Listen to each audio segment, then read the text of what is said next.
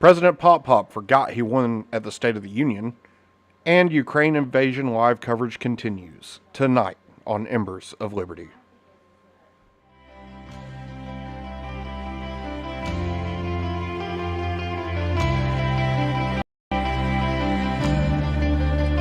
Welcome to Embers of Liberty. Our country is strong. A great people has been moved to defend a great nation. Terrorist attacks can shake the foundations of our biggest buildings, but they cannot touch the foundation of America. In the Council of Government, we must guard against the acquisition of unwarranted influence, whether sought or unsought, by the military-industrial complex. Inherently and historically opposed to secret society. We, as Americans, have the capacity now, as we've had in the decided past, long ago to do whatever needs to be done and unwarranted to preserve this last and greatest bastion of freedom. Far outweigh the dangers In this present crisis, justify it. government is not the solution to our problem. Government is the problem.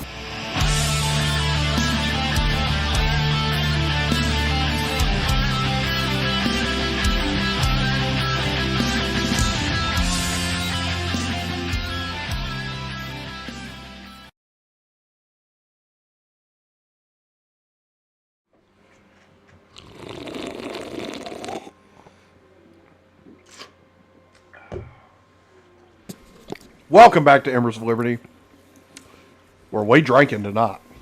Drinking. Drinking. Drinking. Cody, where's your Can't do slurp? that. Where's your slurp? I'm out of slurp. You're fired. I hate being fired. So, It's the second time I've been fired this week. you want to make it? You want to make it a third time? You want to keep going? I'm always down to party. You want to keep going? I mean, yeah. You're dude. fired. All right. Sweet. Well, 3 times. 3 times. find a new camera guy. Joe? No. No. Okay. Fine. I mean, I guess I am the You're the man in ringleader. charge here, the ringleader, if you will. So I did threaten to kick you in the dick if this shit wasn't set up. That's true. when I we was got there for here. that. Yep. He was here for that. Justin also came in clutch and got me here. We just, cameraman says we all need to slam a Moscow mule. We need to. Strasvutsia, bitches. I'm back. We need to go like buy Russian vodka by like the pallet right now, so that way, when the price of it goes through the freaking roof, we can turn around and be like, here you go. Alternatively, so that we can make Molotov cocktails out of it That too. and throw it at the Russians when they invade the States. Strasvutsia. That was Cody. Sounds like a wet fart.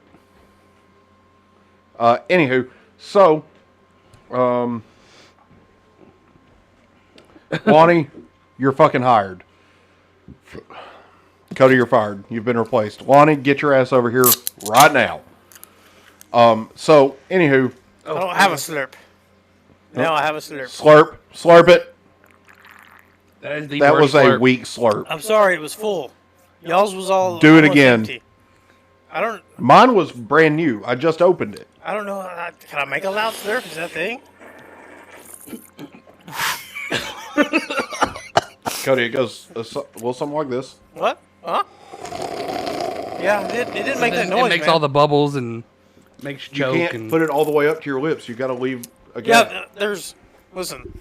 Listen, you suck. I get it. It's fine. It's That's totally true. fine. I Actually, do. We're off I'm to gonna a be- banging start I'm today. gonna be completely honest. man. I'm gonna be completely honest with you. Like, if anyone can, probably outdrink any of it, it's probably gonna be Cody. Just saying.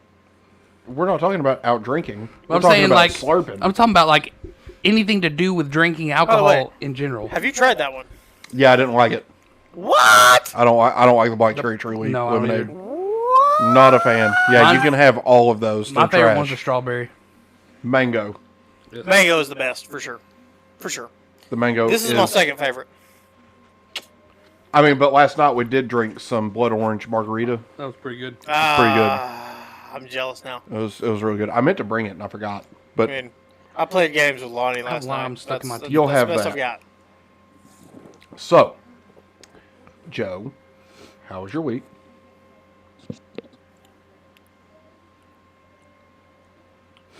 Do you care to use English words? I'm trying to remember my week. Well, that should be enough. You were busy with work, right? Like you actually. Not had really. stuff. No. It's mostly school this week. No, but we are coming into the season, and it's about to hit hard. Yeah, unfortunately, gas is almost $4 a gallon. Right Shut now. up. We're trying to not think about that. Yeah, I would try not to think about that as well if I were in your. I try to only think about that when I'm at the pump. However, you got to think about it too in the sense when you're out there working. Like sometimes, man, if I got to get off and grab something off the mower, I'll just leave it mower running and get back on. Now, I don't care if I got to step off to shake my balls loose from my leg because it's so hot outside. That sucker's getting turned off. You actually use more gas trying to crank it several times than you do. Oh, really? Letting it idle. Yeah, that's a real thing. So don't do that. It's better off to leave it running. Let it idle. Okay. Yeah, it's fair. Accurate statement. Yep. See, the more you know. The more you know. Trying to save The you some more money, you buddy. save. It's true. So you had school all week. Cool. You hung out with me and the lady last night. That was cool. Played some games. I'm not gonna lie, Will, I wasn't a fan of that card game. Yeah, because you wouldn't kinda shut boring. up long enough to focus on it. Kind of boring. No, you were distracted the entire time. That's not the Joe, point, though. distracted? Yeah, exactly. Precisely. Surely not that guy. So, yeah. Anywho, Cody, how was your week? Well, let's see. It started off terrible. I And found ended out terrible. that I'm gonna have to spend like $4,000 to fix my truck. So that's good. Ended the middle of the day today great. Sold a whole bunch of things, so made some money, and then didn't have a ride here until you. So Yeah. I was stuck in the car with you for 30 minutes. So yeah, terrible. It ended terrible. Hey, you know what? That's fine. That's fair. That's a fair assessment. We did listen to break stuff on the way over here. We though. did. That was a highlight. So, anyway, my week pretty uneventful. Did my workouts, played a couple rounds of disc golf. My hand is still jacked up from where my dog decided to drag the leash through it. And other than that, pretty standard week. I think I just tried to breathe truly. Played some games with you and Beth last night. Yeah, it was good. It was good times. It was good times. So, with that, let's talk freedom things. I feel like right now, though, that soundbite is not. It's not right. You need the It's other not one. right. Where's the other one? We don't have the other one? We don't have the other one. Damn it. We don't have the Ukrainian national didn't. anthem as a song, no, or as a soundbite. Son And honestly, yeah, I don't know. Yeah, we dropped the ball on that one. I blame Joe. Nobody asked. Cameraman, you know what we are not allowed to discuss in chat, and you can stop right there. Not talking about dicks tonight. We are not, Not we are not talking about talking dicks. about the C word. No circumcision on the dance floor. Oh, tonight. man, you said it now. I know I said it. You but did it. that's not the point. You said the C word. Oh, man. That's the only time the C word is going to be said this entire podcast, so drop it. Much like your child just did back there. Yeah. Bro, there are magnet things everywhere. There may be some background noise tonight, but it's It fine. doesn't matter. It doesn't matter. I mean, honestly, We went off the rails this year. It's fine. well, no, it's not this year. No, it's no, just it the is. state of things at the moment. Which is this year. Yeah.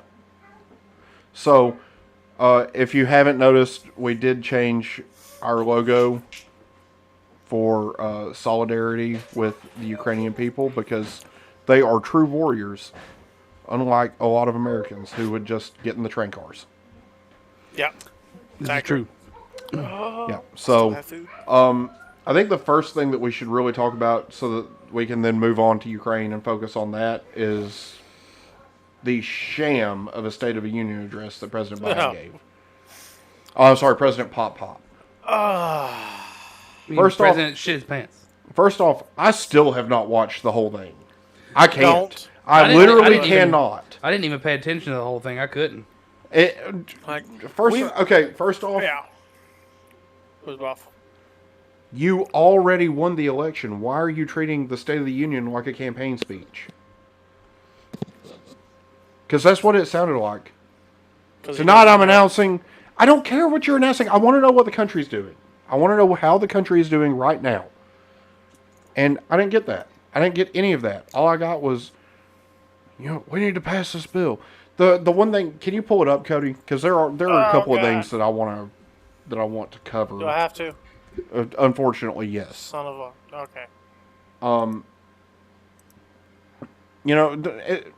I can't even form coherent thoughts about this because, honestly, I'm embarrassed that man. Did you have it in a playlist? No, I didn't. Okay, good, because we're not in ours. Yeah, no, I didn't have it in anything. Do you have a playlist at all made? No, I don't. That's what I just said, Joe. Because we're basically going to talk about Ukraine. Okay. So. All right. You want to pull it up? Yep, pull it up. All right. The sham of the United States. Go ahead and skip to about 15 minutes in.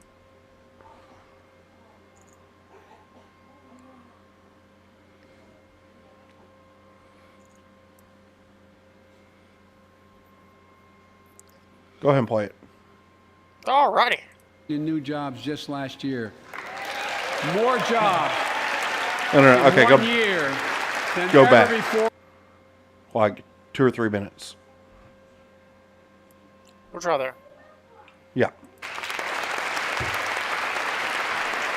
Sit down. That's the other thing that drove me crazy about trying to watch this was seeing how many times the Democrat idiots stood up to clap for this idiot. In an America that has lived through two of the hardest years this nation has ever faced. It was like The watching a pandemic Catholic has been punishing. mass. And Yes. so many families are living paycheck to paycheck, struggling Because to keep of up with your the rising policies. cost of food, gas, housing, and so much more. I understand, like many of you did. No, you don't. My dad had to leave his home in Scranton, Pennsylvania to find work. So like many of you, I grew up in a family when the price of food went up, it was felt throughout the family. It had an impact. That's one of the first things I did as president was fight to pass the American Rescue Plan. Because people were hurting. We needed to act, and we did. Few pieces of legislation have done more at a critical moment in our history to lift us out of a crisis. It fueled our efforts to vaccinate the nation and combat COVID-19, delivered immediate economic relief to tens of millions of Americans. It helped put food on the table. Economic Remember relief those that long lines of wouldn't have cars been waiting for needed hours just to get a box of food put in their trunk. if your policies Cut weren't the so cost of healthcare trash. insurance. No, it As didn't. my dad used to say, it gave the people just a little bit of breathing room. No, it didn't. Unlike the $2 trillion tax cut passed in the previous administration that benefited the top 1% of Americans. No, it the American didn't. Rescue Plan, the American Rescue Plan helped Yeah, working sit back people down. and left no one behind. Fucking idiots. Go ahead and go ahead and pause. First off, Chuck Schumer. you have Chuck Schumer, who literally got up to clap because Biden was bashing President Trump.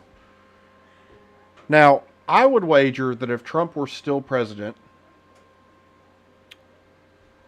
none of this would be happening right now. We wouldn't be at a $4 gas, that's for sure. No.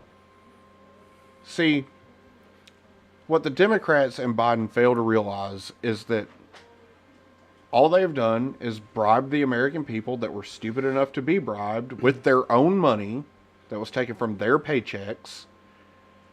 They have artificially inflated the economy to the point where there was more money chasing fewer products because their cities were shutting everything down. And then they want to brag about the fact that we gave everybody money. Yeah, I don't give a shit about money when price goes up on everything. Okay? What I do know is that under Trump, I had $1.97 gas. I had extra money. I had less taxes coming out of my paychecks because guess what? That tax cut was for the middle class, not for the top 1%. And I didn't have a war in Ukraine. Yep. that I'm having to watch like a hawk to make sure that there's no nuclear explosions going off anywhere. Or make sure they're not heading our way. And then you have dumbass Chuck Schumer and Lord of the Flies, Nancy Pelosi. No, it wasn't even that. It was...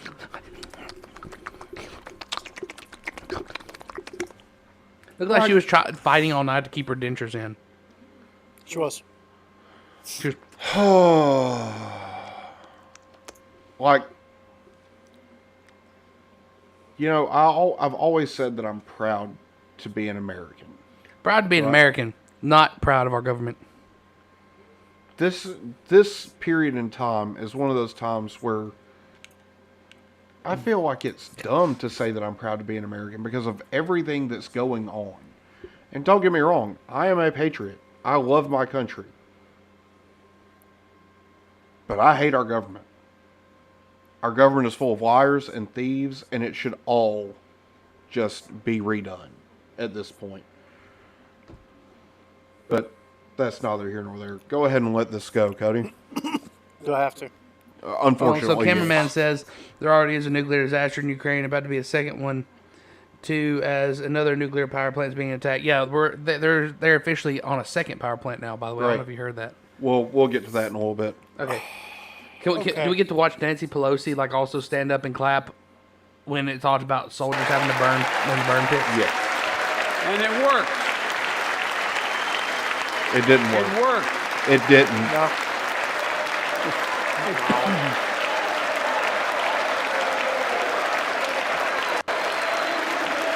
She looks so. She's like. It worked. It's like watching it created jobs, lots of jobs. No, you didn't. You killed jobs. 6.5 million new jobs just last year. No, you didn't. More jobs in 1 year than ever before in the history of the United States of America. Okay, pause that again. So, you can't claim that you created more jobs than any president in the history of the United States of America when your policies are why those jobs had to be created. Because your policies killed more jobs than they created. So, we're at a net negative. But what gets me is, like, Lee said a lot of the same stuff Trump said in his State of the Union, where Nancy Pelosi would just sit back there like, I'm going to be a sour bitch this whole time. And then she ripped up. She's a sorry bitch. But, like, he said a lot of the same stuff. We created jobs. We did this, that, and other. All the same type of stuff. Only she doesn't like him because he's a Republican. Because she's a stupid bitch. No, she doesn't like him because he's Trump. Yeah. It wouldn't have mattered if he was Republican or Libertarian or Independent or Democrat. She would have hated him to hate him. Go ahead, Cody. Economy Fast grew at a forward rate some. of 5.7 to the top, and benefits would trickle down, and everyone would benefit. Okay, But first that off, trickle-down theory economics led to a is weaker not a economic growth, fucking economic Lower theory. wages, bigger deficits. It is a and myth. widening gap between the top and everyone else in nearly a century. Look, Vice President Harris and I ran for office, and I realize we have fundamental disagreements on this. Yes, she called you a Ran for office with racist. a new economic vision for America. Invest in America. Educate Americans. Grow the workforce. Build the economy from the bottom up and the middle out, not from the top down. Because we know. Because we know.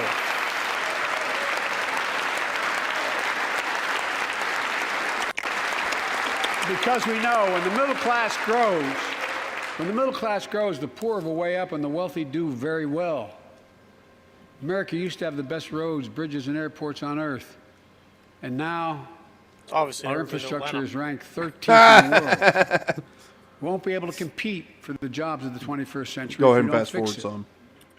Oh, Done wait, that was talking Pete about Buttigieg. Rebuild America. Look at Pete Buttigieg. Gig in the butt. The single biggest investment. He's going Buttigieging.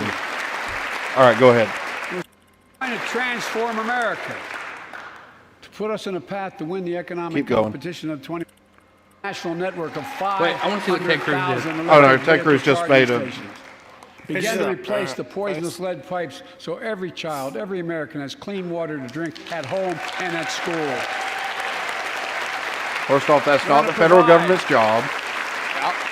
That is state and local government's Provide job. affordable, high-speed internet for every American. That's also not the Rural, federal government's suburban, job. urban. and tribal communities. Listen, 4,000 projects have already been announced. We're going to take all your jobs Many of you away. have announced them in your districts. And tonight, make new ones. I'm announcing that this Oh. year, And we'll then start fixing over 65,000 miles of highway. Tonight, I'm announcing 1,500 bridges in disrepair. I don't care what you're planning to do. I care about how the country is right now. Right. How hard is this?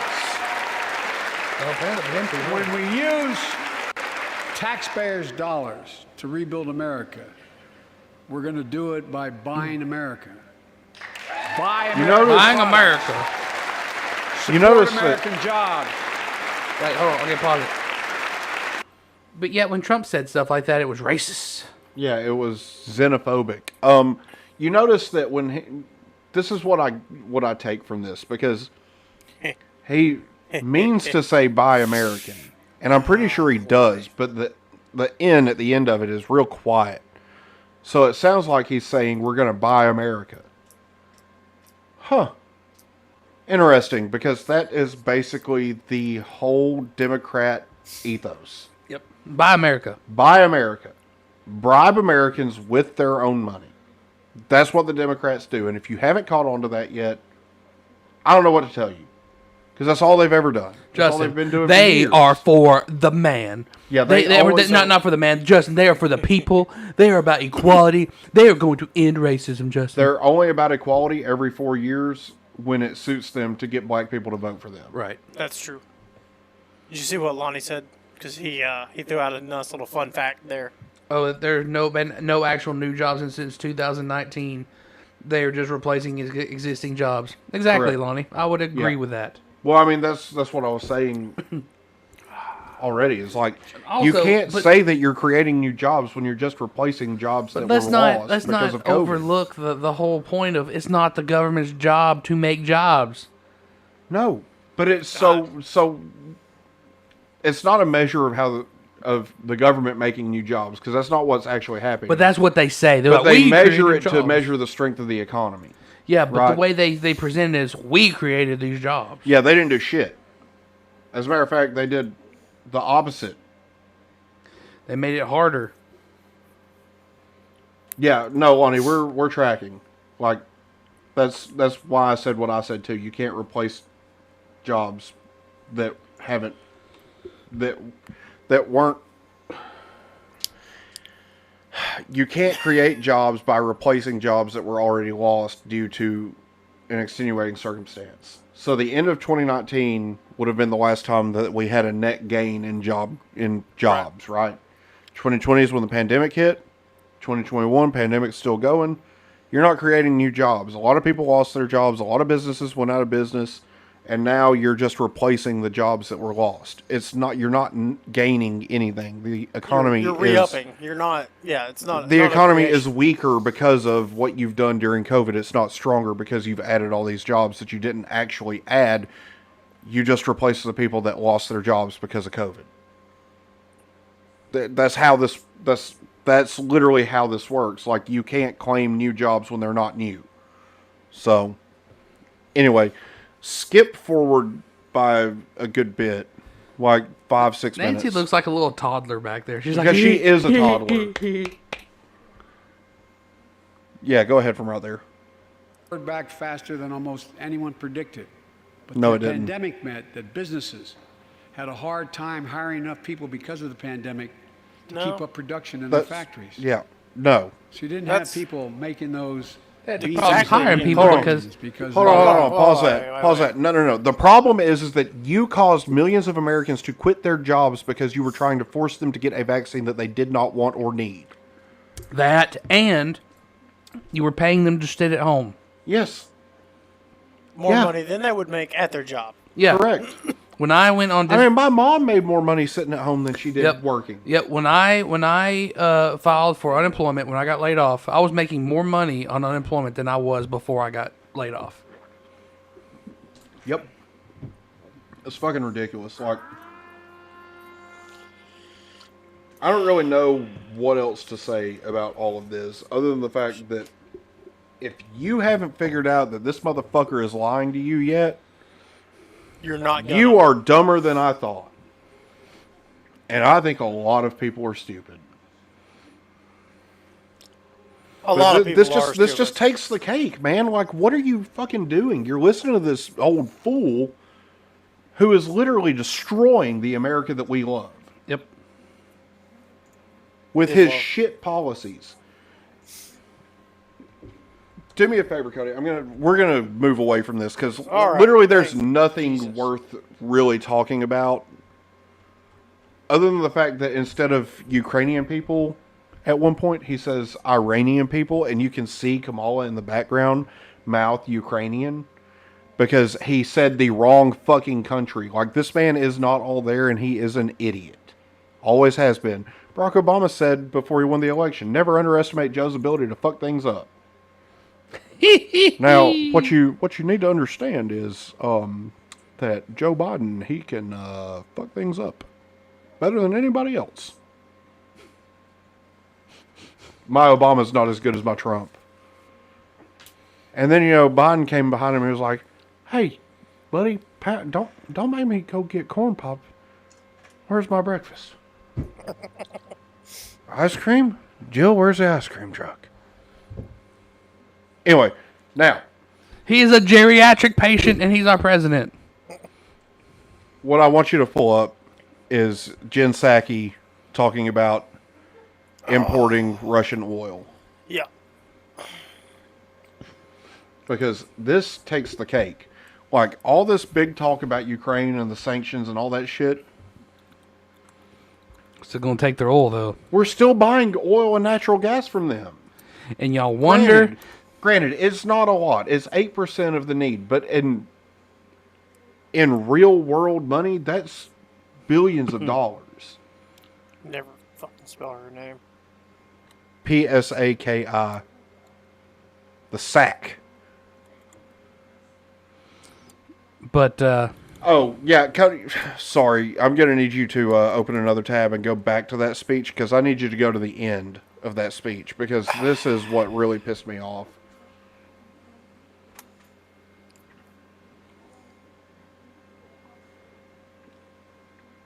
I think that's it right there at the top.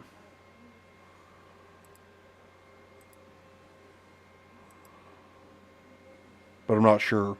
But I want you to go back to the end of the speech first.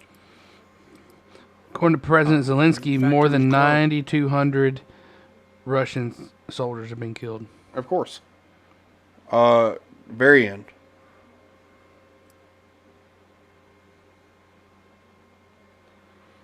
Like, Well, I don't know. Just like close to the end.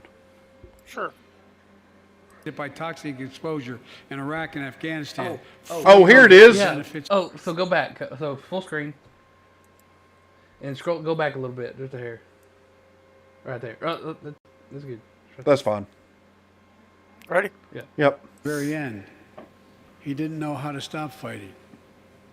And neither did she.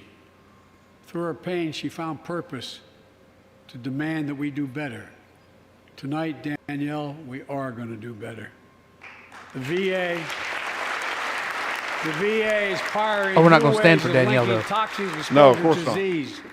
Already helping. We don't give a shit about Danielle, because Danielle's not going to get us reelected. She's a I'm veteran. announcing we're expanding eligibility to No, veterans Democrat. suffering from 9 respiratory cancers. I'm also calling on Look at her. She's just like, I'm just here because y'all pay me to be here. I really don't like you. By toxic exposure in Iraq Nobody and here likes Afghanistan finally get the benefits and the comprehensive health care they deserve. That is so weird to me. She just looks fucking awful. How is she still alive? Major medical development. That wasn't the fly thing, Modern though. medical developments. Let's end. That wasn't the cancer fly as thing, we though. know it. Oh yeah. Okay. So This pause is it. personal.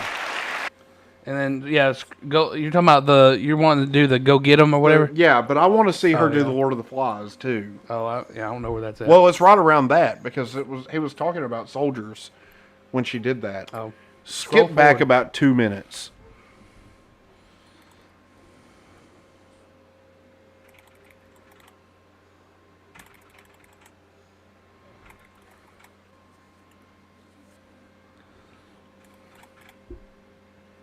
Right about there.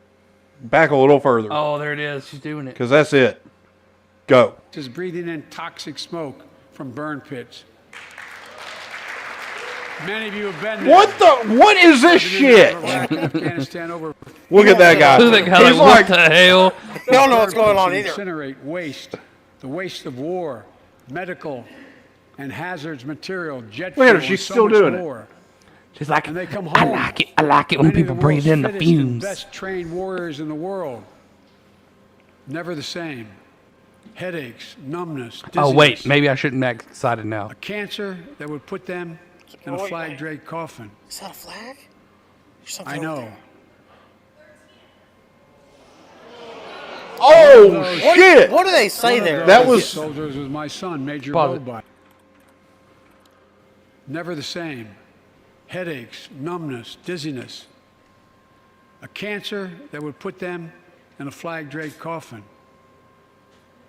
I know. Like you did with 13 of them. Talking about the soldiers in Afghanistan that were killed because of his abrupt pullout. So I heard, See, now- I heard it live, but I couldn't make out what That you was said. that was one Lauren Boebert, who heckled Biden continuously throughout the night. And quite frankly, I'm here for it. To you, Okay. Lauren Boebert. All right. Just one more time for the people in the back. Yep. Never the same. Headaches, numbness, dizziness. A cancer that would put them in a flag draped coffin. I know. One of those soldiers Like was my you did son, the Major 13 of them. Bobby. Look at Lindsey Graham. He's just I like, don't know for sure shit. if the burn pit that Well, he she's lived not near, wrong. that his hooch was near in Iraq and earlier than that in Kosovo is the cause of his brain cancer, the disease of so many other Nancy's over there troops. looking at it like, But I am committed I'm gonna yank my gums at you to later. find out everything we can. where's that? Committed Look at her. Lauren She Boebert. just did it. to Look at her. military families Let's like go. Danielle Hit the Robinson back from button like Ohio. twice. But I am committed Watch. to find out everything we can. It froze. Committed Oh shit. to military It froze, families Cody. like Danielle Robinson from Ohio, the widow of Sergeant First Class Heath Robinson. Look at her. She's like, He was I'll believe it born when I see a it. Soldier, Army National She don't Guard, believe shit you're saying. combat medicine. She's even giving. Kosovo, and She's even Iraq. giving She that fucking look. hates your guts, bro. Yeah. All right, go to the end of the speech, Cody. Like she's just there because you paid her to be there. Let's end cancer as we know it. This is personal. This part, man. No, like the very end where he says, "Let's go Very get him" end. or whatever. And that's like the last words he says. 50% over the next 25. After DARPA and the Defense Department, projects that led Little in more. DARPA, Alzheimer's and diabetes, and more. A unity agenda for the nation. We can do these things. It's within our power. Oh, Probst is here. And Welcome, I don't Probst. see a partisan edge Aloha, to any one of those Probst. four things. My fellow Americans, This guy's just like, I'm just tired of all this Tonight- shit. we've That's gathered Joe in Manchin. this sacred space, Oh, really? the citadel of Oh. democracy, in this capital. Generation So I have to after know. generation of Americans have debated great questions, Like- Let this made great finish. strife, and have done great things. We fought for freedom, expanded liberty, debated totalitarianism and terror. We built the strongest, freest, and most prosperous nation the world has ever known. Sorry, got to interrupt for 2 seconds. So, you remember the movie clip Which one? that we ended the year on last year? Mm-hmm. That's like a direct quote from that. Yeah. Like, no, you didn't come up with this shit. You watched a movie clip, and somebody scripted that for you to read. 'cause He you didn't come up remember with that any shit. of this shit, dude. He's didn't remember fucking- anything. He's a puppet. I mean, he is. I'm Like, amazed next that you don't see fucking Kamala 7. Harris in the background with a marionette moving him around. Just fucking. Where I want to know where Jeff Dunham is. Where is Jeff Dunham throwing his voice? That's All right, so I have to know. Did Nancy Pelosi just think she needed the salt and pepper? Like she got like a little dinner set or something up there. Like, play it on a little bit. Let's see, like, Yep. Now is the hour. That guy's like, Our what moment of the fuck is this guy responsibility. saying? Our test of Pause it. resolve. You see that? She got like the dinner. She got like a salt. That salt. just appeared. Like, that wasn't there no, before. that was but- the whole For the thing. whole speech. That was been there the It's whole the whole time. fucking speech. Yeah, like 'cause Okay. I couldn't quit looking at it. I'm like, why does it look like she's like ready to eat dinner at her podium? Like, First off, those look like beverage containers to me. That's what I said. Maybe Nancy's been into the sauce a little bit. I mean, that's why she's like, look at her face. That's the, She looks drunk as fuck. that's the same face I make about every night at 11 o'clock. Yeah. That's a fair assessment. That was the face I was making last night when you left.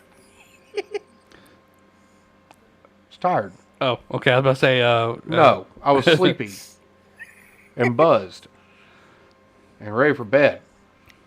Anyway, continue. All right. Resolve and conscience of history itself. It is in this moment that our character of this generation is formed. Our purpose is found. Our future is forged. Well, I know this nation.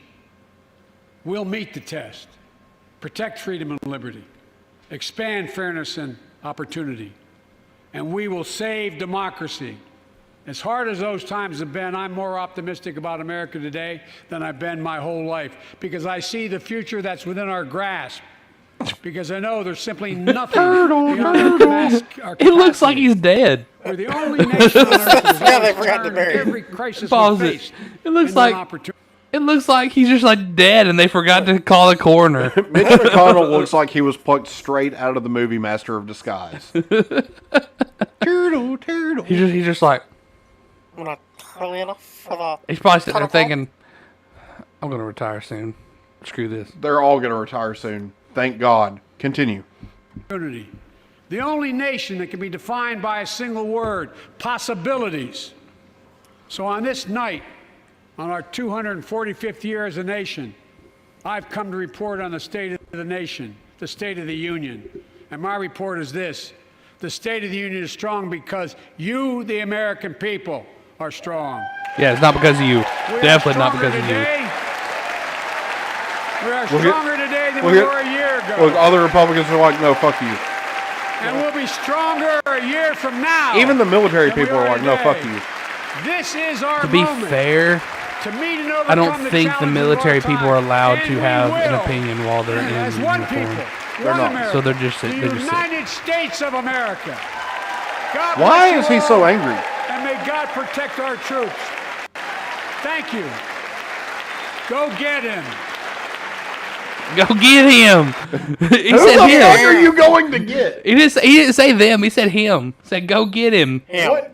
Who's him? Who is this man that you speak of? It Is it the Poppy mysterious Putin? man? Is it Poppy Putin? I wish to know. And look at Kamala. She's like, good job. Good job. You did it's a such good a boy. good job. him did such a good job. Him did Give such you a a little good treat job. later. We give you a treat later. It's going to have arsenic in it, but we give you a treat later. We'll Fucking give you bitch. a little ice cream and turn on Matlock. Oh my God! Yeah, yeah. Matlock's on. Go get him. Oh. Anyway, okay. I need to know who this mysterious man is. Yes, I need to know who this man is. Wait, well, Justin, we do live in the day and time where it may not be a man. It may be Welcome, a woman. Chelsea. Charles. It is good to have you back. Okay, on to the sack. You know her, you hate her, but You she scratch is her. America's sack.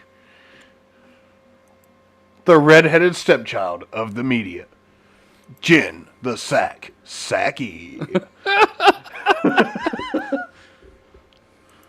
I think this is the right one. I don't know. Start playing it. Workers with less than a high school degree is the lowest on record. And employment in all That is major not the industries sack. either. It's the thing for the sack. The sack looks awfully brown. Yeah, The that's sack's there. She's just not there. bro. That's not the sack. I want the sack. Hold on. I'm gonna find. Oh, I got you. Hold on. There's the sack. Ah. to provide life-saving humanitarian assistance for the Ukrainian people, and more support for stronger sanctions enforcement and for U.S. troop deployments to reinforce NATO's eastern flank and deter Russian aggression. This is an urgent priority. I think everybody would agree, Democrats, Republicans, the American people, and it is urgent so that we can continue to deliver on our commitment to support the Ukrainian people. Second, the other part of our request is on COVID-19 response. While we now have tools like vaccines, treatments, tests, and high-quality masks to protect people, we didn't get here by accident. It's a result of wise investments over the past 14 months that led to this widespread availability. That's not and it. I would note that we did. All right. Hold on. I think I got you. Okay. Give me a second. Yeah, you gonna do the Discord thing?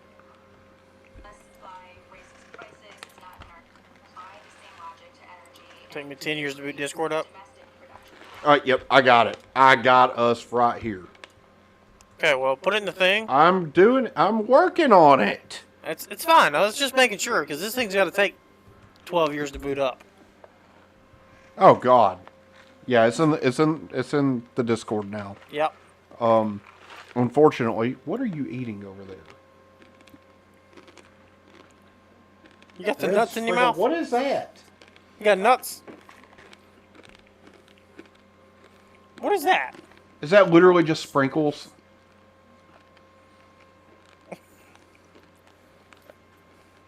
Joe? What the fuck is that? What is that, Private Pile? Diabetes. It was literally just sitting like right here. And I was like, A jelly donut? I was just looking, and I was just like, One tubby. that's something sweet. They're paying for it. You eat it. And I opened it up. I started eating them. Yeah, how about you not? Let's not. Oh my god. Why? Hermagerd. It's so loud. Gerd. Alright. All right, now this is important. And this ties us into our Russia issue. Go. On gas, you just said that, less supply raises prices. It's not in our strategic interest to reduce the supply. We also know, the president as recently as yesterday talked about increasing domestic manufacturing to bring down prices on inflated items like goods. So why not apply the same logic to energy and increase domestic production here? Well, there are 9,000 approved oil leases that the oil companies are not tapping into currently. So I would ask them that question. Is there nothing that the administration can do to get those Wait, pause providers that. back to pre-pandemic? There are 9,000 approved oil leases that the oil companies have not tapped into. I wonder why those oil companies have not tapped into those. Because it if they might don't, have something to do with the fact that also President Biden has stunted the growth of American homegrown energy. either that or it's because so they can keep prices high. At a time like this, there's no way that that's what this is. Oh, they don't give a shit. They're set up, man. They're going to give a shit when people can't afford to buy their gas. That's true, too. Raising the price only does so much for so long. Eventually, people just say no. Yeah. Like, nah, I think I'll ride my bike to work today. Thanks. And I live close enough where I could But buy people a in bicycle Arab, though, like and people in bike to Arab work. that worked in Huntsville, they can't do that. I mean, they could. They could. They're going to have to leave like 5 hours early. It's just one of those things. Continue. Levels? Do you think the oil companies don't have enough money to drill on the places that have been pre-approved? Just asking. I would point that question to them, and we can talk about it more tomorrow when you learn more. Do you think that opening the Keystone pipeline and having more energy-friendly policies might do that? The Keystone Pipeline has never been operational. It would take years for that to have any impact. I know a number of members of Congress have suggested that, but that is a proposed solution that has no relationship or would have no impact on what the problem is. We here all agree is an issue. I think she's a dumbass. Okay, so here's the thing. We have plenty of oil and gas right now. The prospect of future oil and gas production will indeed impact prices in the here and now, just as it did when you canceled the fucking Keystone Pipeline to begin with. But no. They would much rather finance the war in Ukraine by paying Russia billions of dollars for fucking barrels of oil. Sound about right to you? What? Does that sound about right to you? What'd you say? I was reading the comments. They would rather finance the war in Ukraine on Russia's side. Oh yeah, by buying oil and gas from Russia. How many billions of dollars have we sent to Ukraine now? A lot. I don't know that number off the top of my head. Instead of financing the outfitting of our... stop with the sprinkles. You're getting on my nerves, man. So, why can't we just finance our... okay, so it was billions, right? Yes. Not millions, billions. Yes. It had to be billions because the U.S. dollar is plummeting in value. But why are we outfitting Ukrainians when we may need that outfitting eventually? It's not about that. Wait, no, because we can't. It's about optics. We can't have those ghost guns, man. We can't have those ghost guns. The problem with all of this theory about oil production in the States. What? Stop. You're distracting me. I can't stay on topic when you're eating sprinkles every 10 seconds.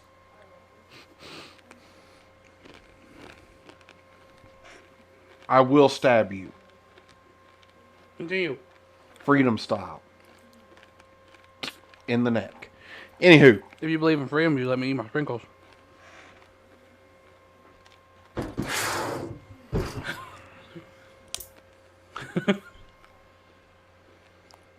Listen here, motherfucker. There will be bloodshed. Yeah, because that's going to do a whole lot. It's a really nice knife, Cody. Thanks, buddy. It's got like 2 safeties. I know. You gotta pull the thing down. I got it. All right, man. I'm just checking. That one got me the last time you handed it to me. Oh, that's right. So. I forgot I did already once. Anywho. Does things. So. Bro, it sounds like Pop Rocks.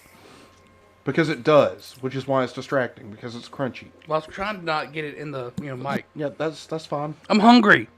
You just ate. I'm fat. Oh, poor baby. Cody, grab me one. Grab you one what? A drink. Truly? Yeah. You want a hard soda? No, I want Truly. Okay. Anyway, now, back to the point that I was making. But Cody rambling in my freezer, he distracting. Shut up! You said you wanted Truly's. Frankly, what we're doing right now is we're buying oil and gas from Russia. Granted, it's only 8% of the supply we need. But it's enough that it basically is financing the war from Russia's side. So while we're sanctioning them to say, hey, don't do this, we're also handing them cash. Yeah. Which is weird. For oil. This is just what's weird to me. Okay, so Putin's pretty much just like, I'm ready to nuke y'all any second. Yeah. But I'm okay with y'all continuing to buy oil from me. Mm-hmm. We're gonna they're gonna keep this part peaceful. But I'm gonna nuke the shit out of you. Yep. It's a little weird. But yet people are like, oh, Trump was the Russian puppet. It's a little weird to me. Little weird. You know what else is kind of weird? Whatever's going on in your living room right now. It's fine. As long as they film it, I don't care. Well, that's not what's going on in there, so. All right. And off the rails we continue. Yeah. Let's see. Other news, there's nothing going on the cameras of Ukraine. Oh, yeah, I'm watching that same feed, too. Yeah, but that's bad news. That's good news. I think it's just the time of night that we're looking at it. Yeah, we're coming up into the morning. Like it's probably about 4 a.m. there. It's 5:30. Now, I'm not seeing anything about a second nuclear power plant under attack in Ukraine. It is, though. I saw it this morning. Well, apparently they're actually in a ceasefire right now. That's weird. I saw something about it a minute ago. Said Russia calls for a ceasefire so that civilians can leave the war zone. Let's see. Updated 19 minutes ago. Putin threatens to strip Ukraine of statehood as Russia advance slows. Let's see.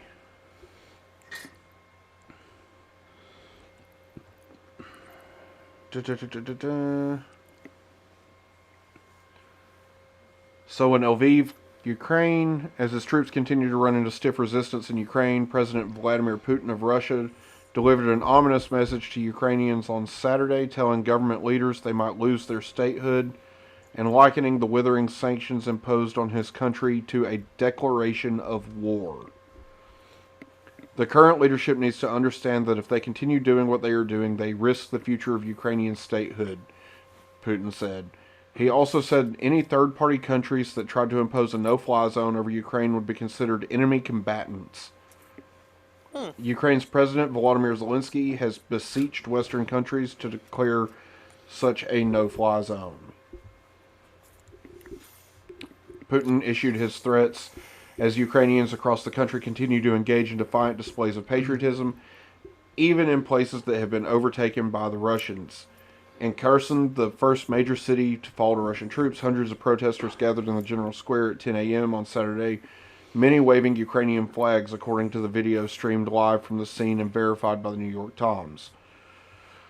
The besieged coastal city of Mariupol in southern Ukraine halted a planned evacuation on Saturday, accusing Russian forces of shelling the city and violating a temporary ceasefire that the city administrators wanted to use to get citizens out. Let's see.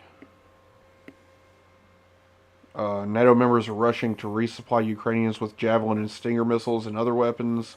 American shipments represent the largest single authorized transfer of arms from U.S. military warehouses to another country, according to a Pentagon official. Let's see.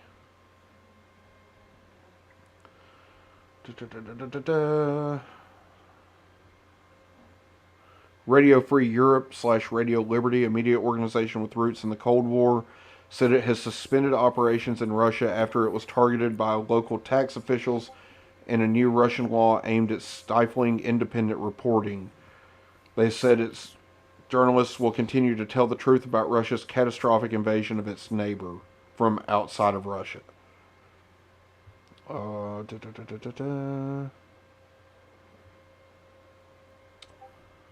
The Russian government and major supermarket chains have agreed to restrict the amount of food staples sold to each customer in an effort to limit hoarding, the country's trade ministry said in a statement Saturday. Panic buying has been intensifying across Russia as the country's residents deal with the impact of Western economic sanctions. Let's see. What else has happened? Are there people talking in the Discord? Yes. That's Lonnie posting in the link.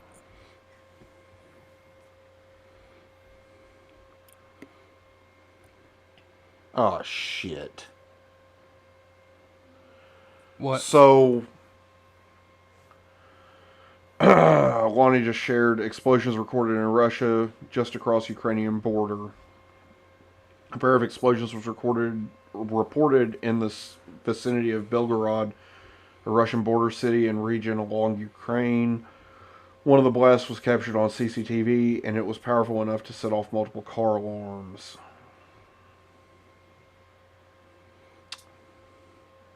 Have you seen the video? It's at night, and it almost looks like a small nuke going off. Yes, that is a thermobaric missile.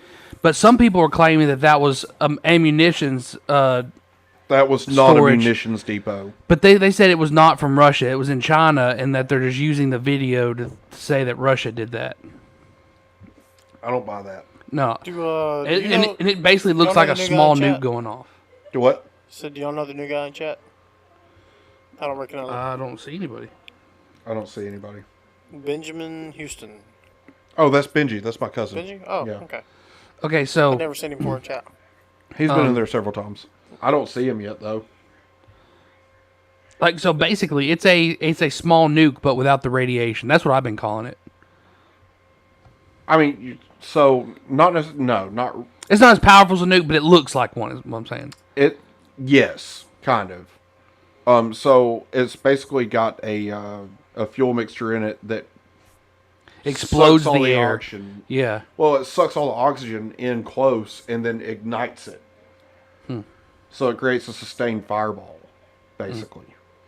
They are banned by the Geneva Conventions, and just like cluster bombs on civilian structures are banned. So, I mean, Russia's just committing war crimes, and the West is just like, we're going to cut off your give bank. us your oil. We're going to cut your All bank I'm saying off, is but we could need go into somebody- Russia. I mean, basically, the U.S. is like oil. And we'll stay over here. But that's the thing, like, all of this is starting to get super out of hand. I really need somebody to pull up proof that a second nuclear reactor has Yeah, I'm not seeing it either. been attacked. Unless what they mean is the first one was Chernobyl and the second one That was the has one to be what they were talking that about. may be it. Regardless. So see, that's what I mean when, y'all were getting mad at me the other night saying, "Oh, why you're so obsessed with nuclear war?" Because it's coming.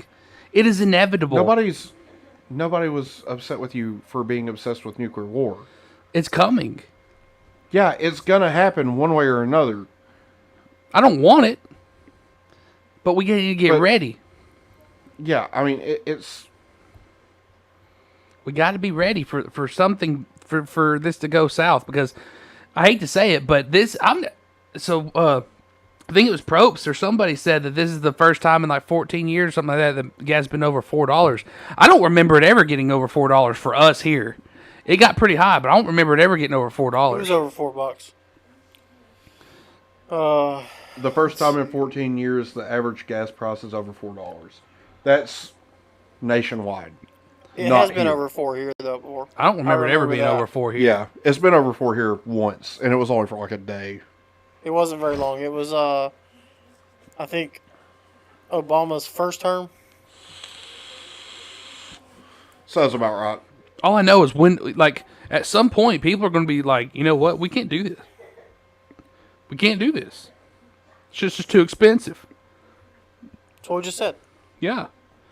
Now, all I'm saying is the path that we're currently on is a dead-end path. It's going to end. And it's going to end very soon if we keep going down this road. There's no way that this country can continue sustaining more and more gas prices. It's not just fuel prices. It's literally everything. Which makes everything else. It'll make everything else go up. The price of everything has skyrocketed. Actually, the fuel prices have taken longer to get to where they're at than I thought they would have compared to everything else going up. But like tonight, I just went and got stuff to make tacos. You know how much it costed me? $32 to make tacos. Yeah. Yeah, it would have been cheaper to get them at Taco Bell. It would have been a lot cheaper just to get Taco Bell. Yeah. But back in the day, you could go to the freaking store and buy like a crap ton of taco supplies for probably the same price you get like one trip to Taco Bell. Yeah. Yep. It's all of this is just, it's unbelievable that the West has continued to allow this to happen. Okay, so Lonnie said he wasn't upset. He was trying to get me to look at things from a different perspective. Lonnie, this has been my perspective since I was like 12. Yeah, but sometimes you need to look at things from a different perspective.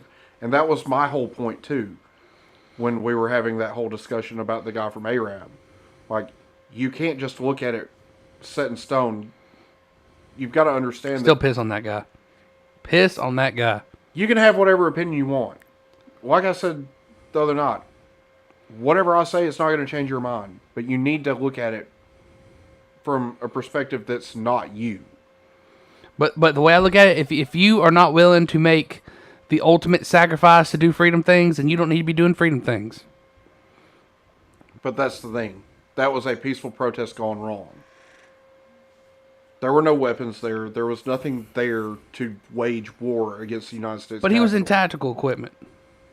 Yeah, because just because they're not intending to do violence doesn't mean that the federal government won't do violence to them.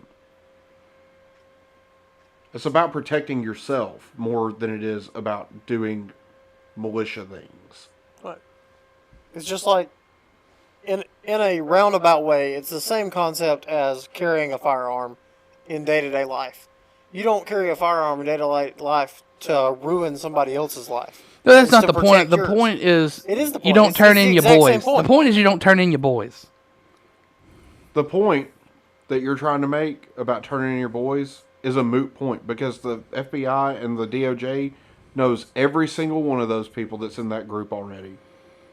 But they're all going to jail. They're all going to prison. It doesn't matter if one of them cuts a plea deal. If he didn't do it, somebody else would have. I don't care, but I'm not. And then you would have been saying, "Piss on that guy." Not piss on him too. Not going, but I'm saying it wouldn't be me. Again, from my perspective, I'll rot in prison a happy man. From my perspective, if it means being able to see my child not on the other side of a piece of glass, fuck y'all. So, Probst. Because my family matters more to me. My child, my flesh and blood matters far more to me than my country. So, Probst, there was a guy here in Arab that he was there. He was in tactical gear. He was actually one that ended up inside the Capitol. Supposedly, he was fighting with police officers. This is what they claim now. This is not me saying this. Orange. But supposedly, he was on film, like fighting with police officers, Capitol Police or whatever. And he I guess he just thought he was going to come back to Arab and life was going to go back to normal. Nobody thought that. He didn't think that. That's what you're not getting. Like, nobody that was involved in that after they got into the Capitol thought they were going to come home and have a normal life. Because they know who is in charge of the country right now. They knew that once Biden got into office, that was it. But see, you don't know that either. You don't know that. How could you not know that? They sat on Capitol Hill and talked about it being an insurrection. I'm just saying. We don't... I mean, the dude was literally arrested while he was working. Because he was in his work clothes. Yeah. Meaning, they know everyone who was in that building. Oh, I don't doubt it. What the point... Which means they're going to get all of them. And it didn't matter that he cut a plea deal. To me, it does. And there's other people that agree with me on this issue. I'm sure there are, but that's not the point. The point is... It's the idea. Okay, no, look. What my mentality, the way I look at it, is okay, first of all, he should have thought, before he even walked past the gates to go towards the Capitol, he should have thought, you know what? I have kids. Maybe I shouldn't do this. Because I don't want this to go south, as it already is doing, because they're already walking through the gates that are guarded and when they're told not to. So this could already go south. As a parent, you can't say I'm wrong. As a parent, you need to have some foresight to think, there is a little switch that once I switch it, I may not see my kids again. Yeah. That's the thing that happens. Also, when you go to a place expecting it to be a peaceful protest in support of your current president, you're not planning to end up in the Capitol building. And Lonnie makes a good point. You have tunnel vision. You aren't looking at it how somebody else could look at it. You're only seeing it from your perspective. And you're not willing to open your perspective up to be the perspective of somebody else. You're not allowing yourself to see it through his eyes. Because you're not there. Again, everybody's big shit until the shit hits their door. Everybody want to do gangster shit until it's time to do gangster shit. That's it. That's just the fact of the matter. And at the end of the day, until you are in that situation, you have no right to pass judgment on this guy for doing what ended up being best for him, when the full weight of the federal government was coming down on him and was going to either A, bankrupt him, or B, ruin his entire life and put him in prison. All I'm saying is he should have thought about that before he did that. Just like your parents tell you when you're a kid. And I don't disagree with that, Joe, but you can't just have such a cut and dry black and white idea of this because you have not been there. I mean, I've been close. You haven't been there. You don't know that. There's a lot of stuff in my life I haven't told you. When have you been involved in going into a federally restricted area? Okay, so there's one having time the federal government come down on you. Story time. Cody was there. I was there. Story time. Where was I? Do you remember the Bundy Ranch situation? Yeah, but That's a completely different thing. No. This was still standing against federal agents. Yes, it on was. Federal land. They weren't claiming that this was an insurrection against the federal government. They weren't saying that these people were committing treason. No, because this time they actually had guns pointed at their face. Yes. Unlike January 6th, where they had no firearms. There was not a firearm found there. But that's I think the nearest firearm was like 3 blocks away. In the yeah. But that's what I'm saying is they said that there were some that actually did plan on, there were stores put back just in case. They can say what they need to say to manipulate whatever they need to manipulate. It's the freaking federal government. You need to remember that the people who are in charge of the government right now are the same people that were most likely in Ghislaine Maxwell's Black Book.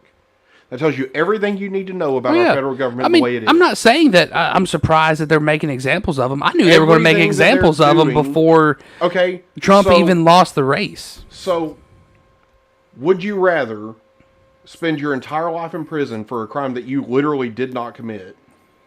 Because the only crime they committed was trespassing on federal property. Okay, so you want to know what sitting in this chair right now, what I would have liked to think I would have done? I know exactly what you think you would have done already. You made it abundantly clear. No, first of all, I would have not took the plea deal. I would have tried fighting it, and you would have went bankrupt. They would have ruined your life. No, because I'm sure there's plenty of lawyers out there that are willing to step in. You would have went bankrupt. We're talking about the full extent of the federal government. You're not going to win that fight.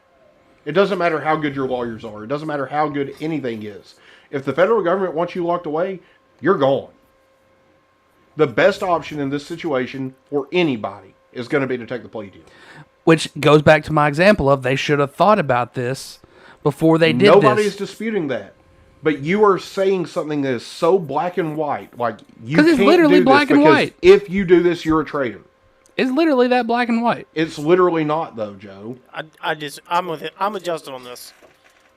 You can't look at it black and white like that. You have to be able to put yourself in another person's shoes, and you're not capable of doing that. No, because what I'm saying is, listen, all I'm saying is if I was to say one day I wake up and I'm like, you know what, the country's went too far. We've got to do something.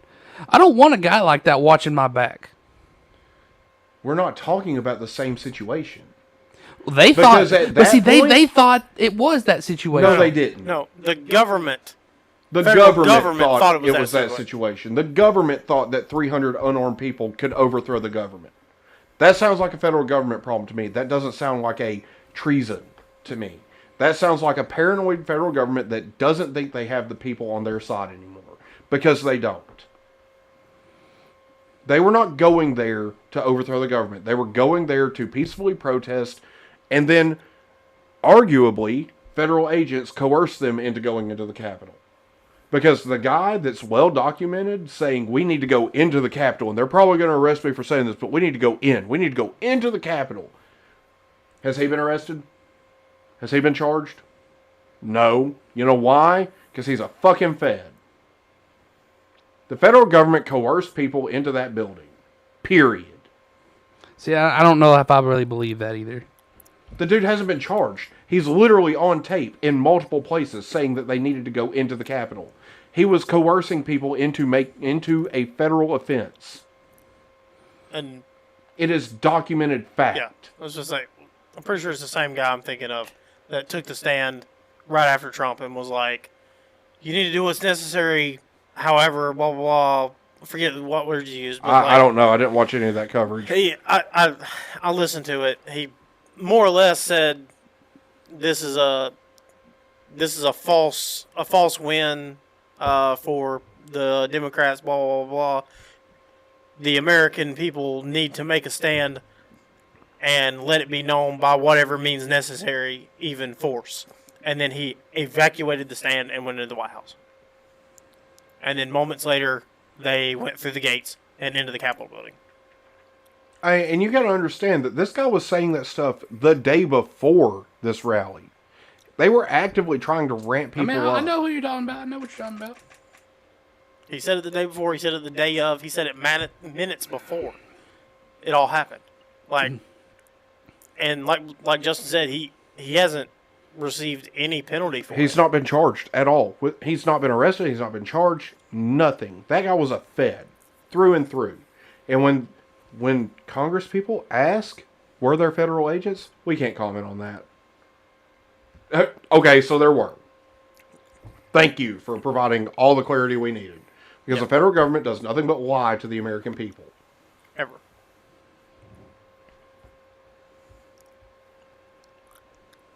So Lonnie said when asked under oath, an FBI agent was asked if there were federal agents involved.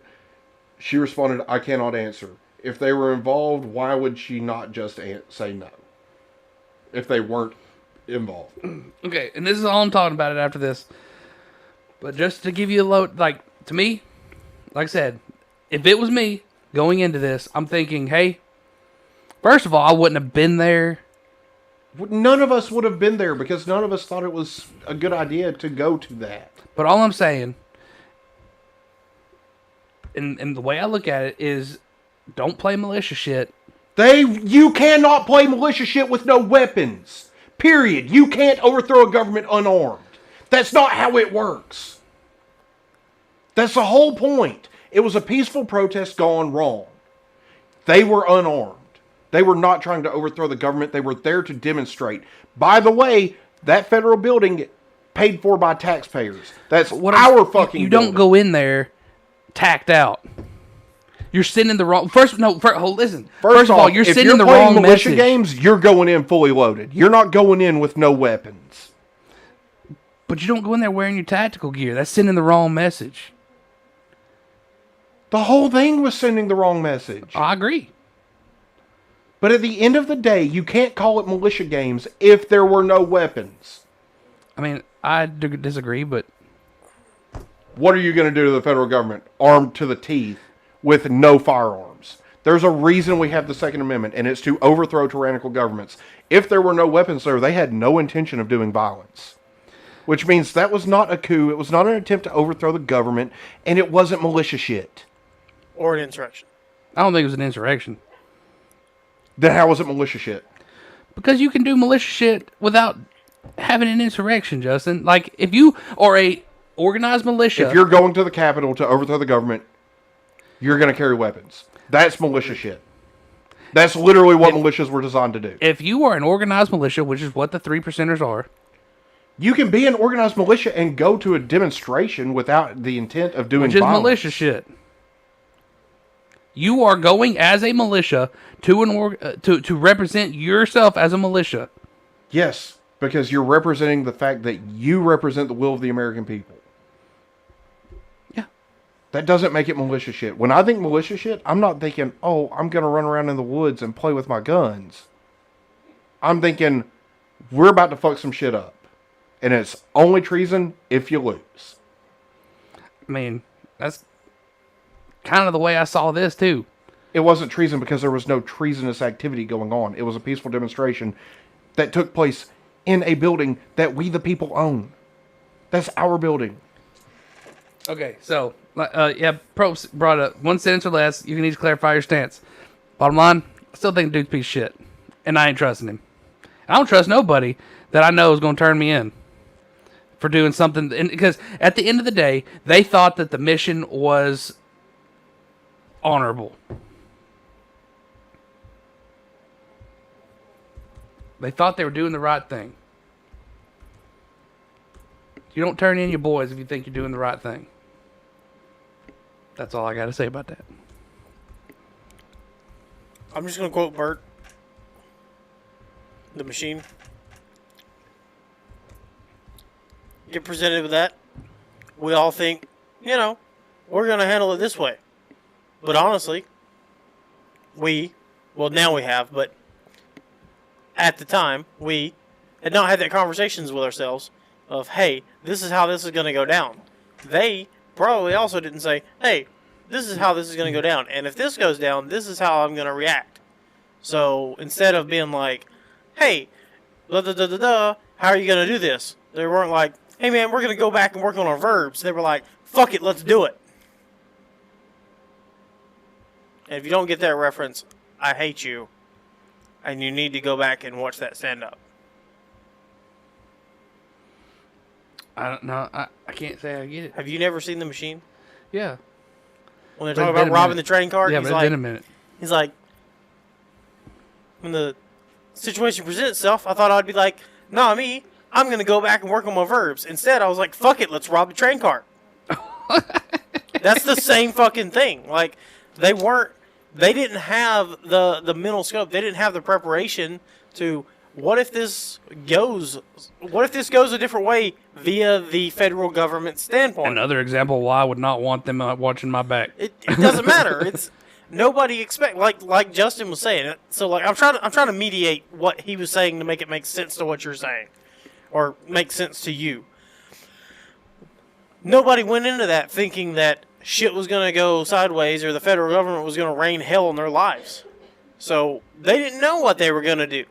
Nobody did. It didn't matter because they were just there. And to be fair, after I guess everyday person, shut up for a second. Hold on, after the riots of the previous summer, let Cody talk. After the riots of the previous summer, Joe, I could see Joe, how they Joe, could think that nothing let happened. Cody talk. So when you get presented, it doesn't matter. Take this completely out of the equation. You get presented with something new right now. Boom, never had it.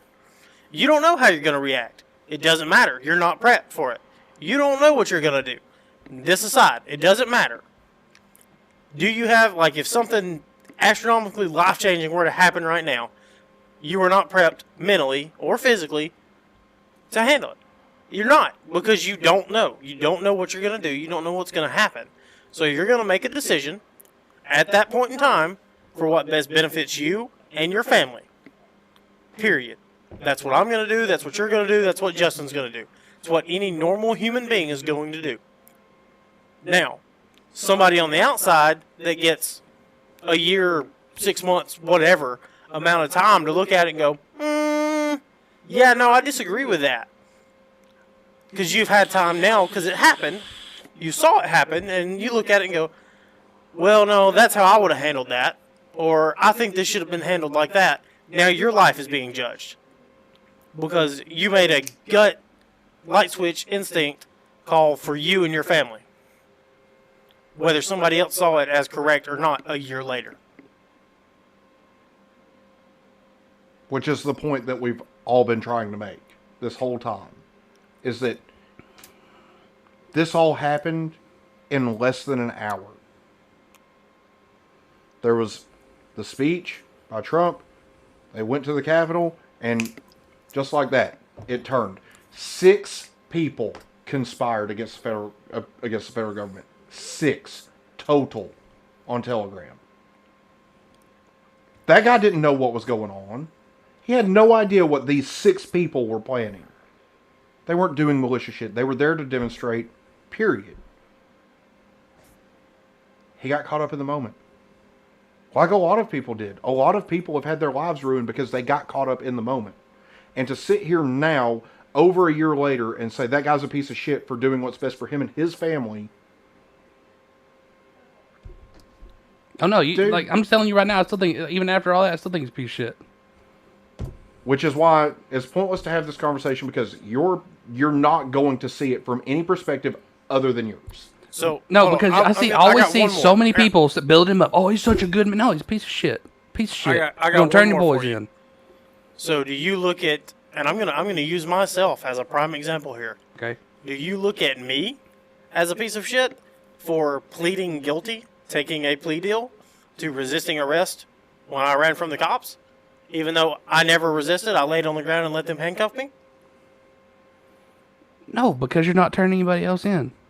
Doesn't matter. I'm still agreeing to the thing, agreeing to the military, or agreeing to the government. I'm not saying taking the plea deal makes him a piece of shit. I'm saying agreeing the plea to deal reading was to give up so and so. Yeah, the that's plea deal what for makes me him a was piece to of say, shit. hey, I was guilty for doing this, even though I wasn't.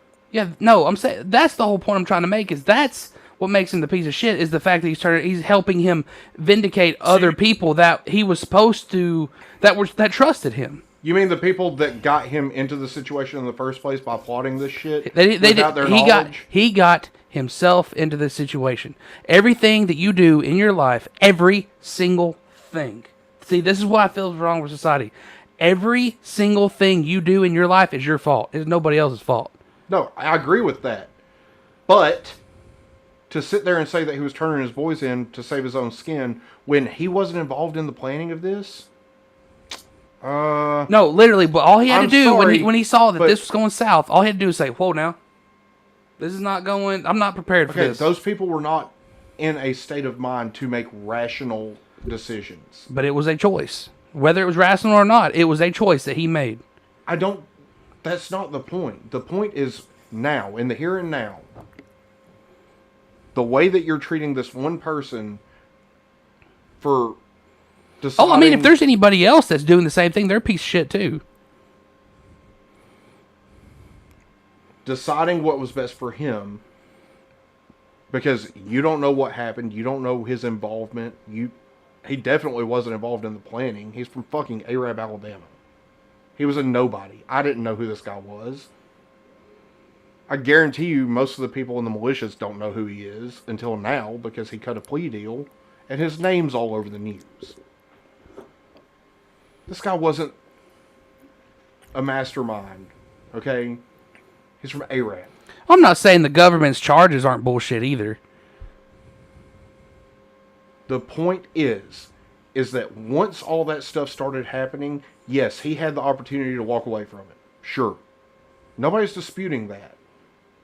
What we're disputing is the fact that you're passing judgment on him as a person because maybe he sees that the people he's been involved with got him into a world of shit.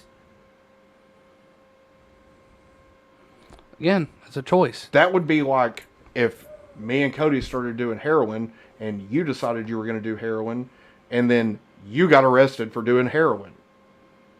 That was my choice. Again. My fault. Completely my fault. Again.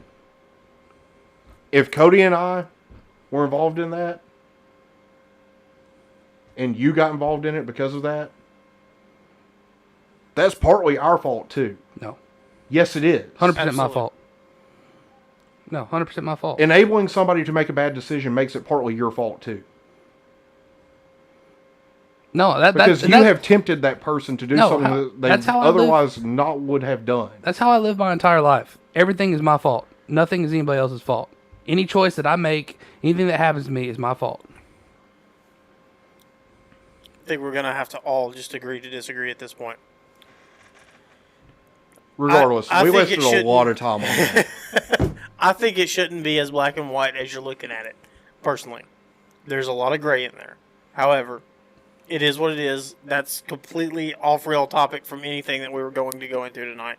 I mean, really, Ukraine's quiet now. I mean, it is. Like, there's nothing going on there. It's still just now becoming morning. Like, it's not even dawn yet. It's day 11 of the shutdown. I mean, look, so here's the deal, okay? You're entitled to whatever opinion you want to have, and that's fine. I don't agree with your opinion. Okay. I'm okay with that. Well, I'm okay with you having a different opinion. What I'm not okay with is... I'm not used to you agreeing with my opinion, so... I agree with a lot of things that you agree with. Otherwise, we wouldn't be sitting here every Saturday. Right? Yeah. So... Fair. It's one of those things where I want us to see eye to eye on this, but at this point, it's apparent that that's not going to happen. Look... And that's fine. We don't have to agree on it. You could consider me an care. extremist type individual when it comes to those type of viewpoints, and that's okay. Listen, I hold the same viewpoints as far as everything being a personal decision, right? Because everything at the end of the day is a personal decision. Yeah, I like Prope's explanation there. Makes you a bad friend, but it doesn't make you responsible. I view it as a little bit of a shared responsibility just because of the fact that if you tempt somebody to do something that otherwise they would not have done, you kind of need to share in the blame for that. Like, if I were to get him blasted drunk and tell him, "No, you're fine to drive home," while I'm sober, he wouldn't have drove home. If I had told him, "No, you need to stay home," he would have stayed at home. He would have stayed right here. Because I wouldn't have let him go. And that's kind of how I view it. Like, bro, you just fucking threw this guy to the wolves. And now you're shocked when he turns on you? Look, I don't think that makes him a piece of shit. I think it's him reevaluating his life choices. But so my mentality, sitting in this situation that I'm in now. But in the same token, right? Notice I'm telling you in my current mindset, not anything having switched anything. My mindset is if I'm going to join something like the 3%, if I'm going to go to a demonstration, my mindset, you got to understand, like, my hobby has been militia, end of the world, survivalist. That's been my lifestyle for like years. So my mindset is if anything ever was to go south involving me and the government, and if other people are involved with me, you just don't turn in the people that you're supposed to be trusting. That is my mindset. So that's why I have so little respect for, say, somebody in his situation, because I feel that he should have thought about that. He should have had the discipline enough. First of all, if you're going to be involved in something like that, you should have a lot of discipline. And you should have the discipline enough to have the forethought to think, this shit may go south. What am I going to do if it does? I had something, and then you kept talking, and I fucking lost it.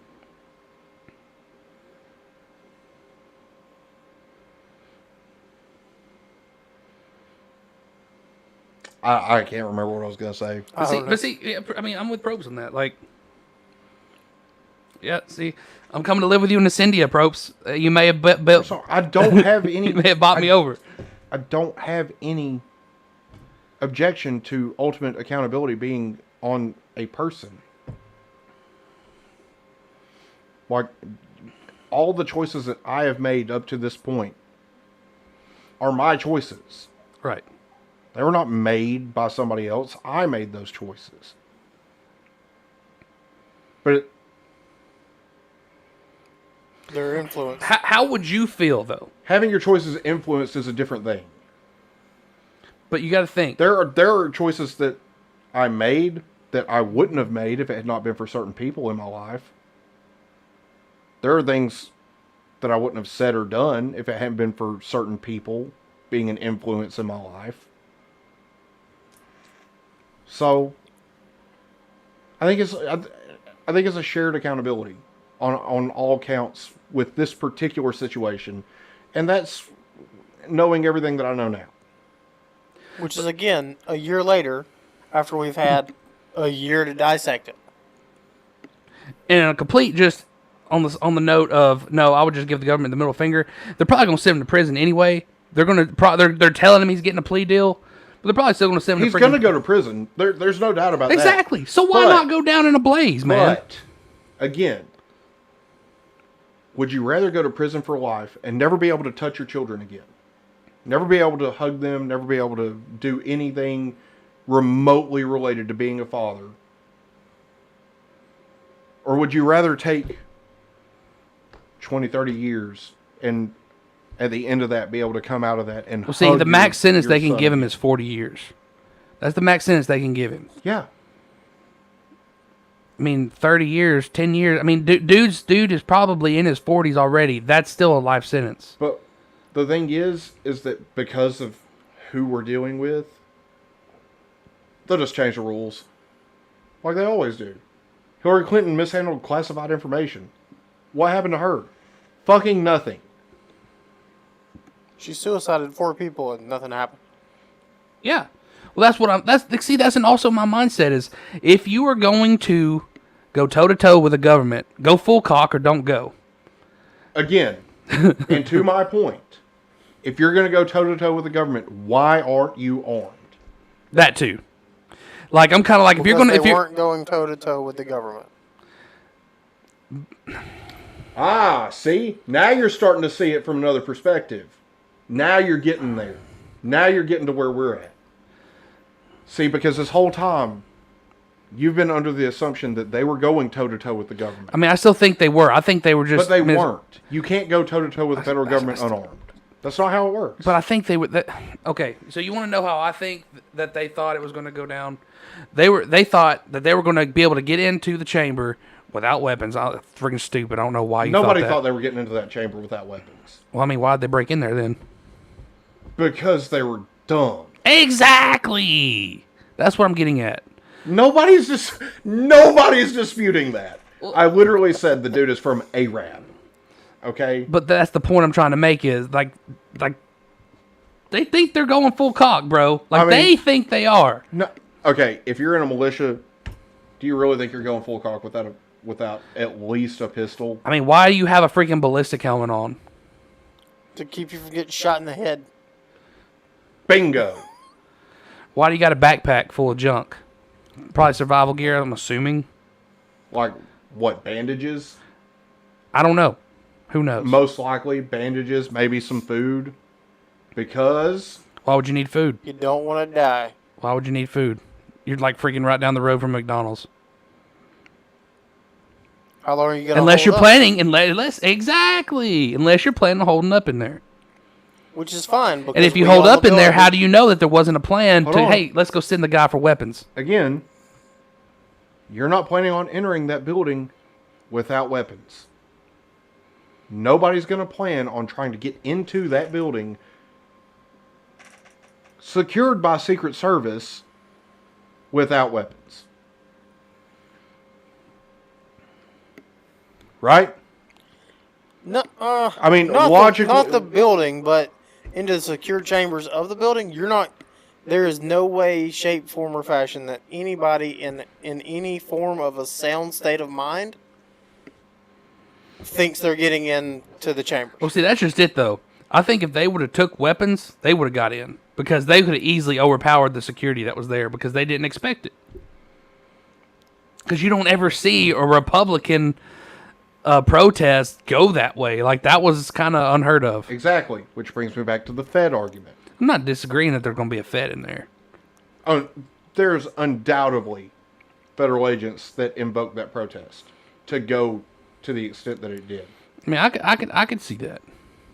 In all honesty, and this is just me sitting back, thinking, hearing, listening, here and there.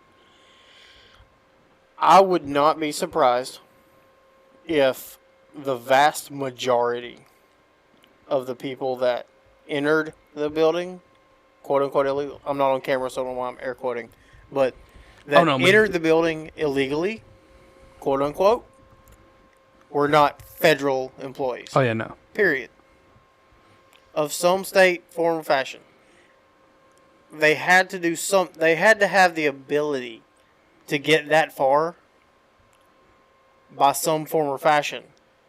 Thus, being, if they were federal employees, federal government, federal agents, what have you, they could have low-key had a signal, a sign, or something, a plan ahead of time before the 3%ers showed up to say, hey, when you see my face, let me by and whoever's with me will go.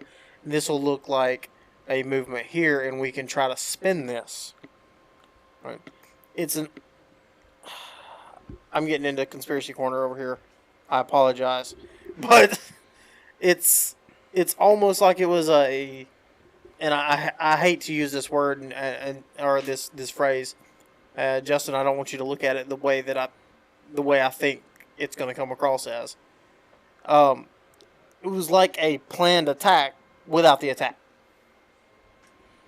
Like a governmental inside job planned attack without an attack that they can frame as an attack, which they did. But how do you attack the government without weapons?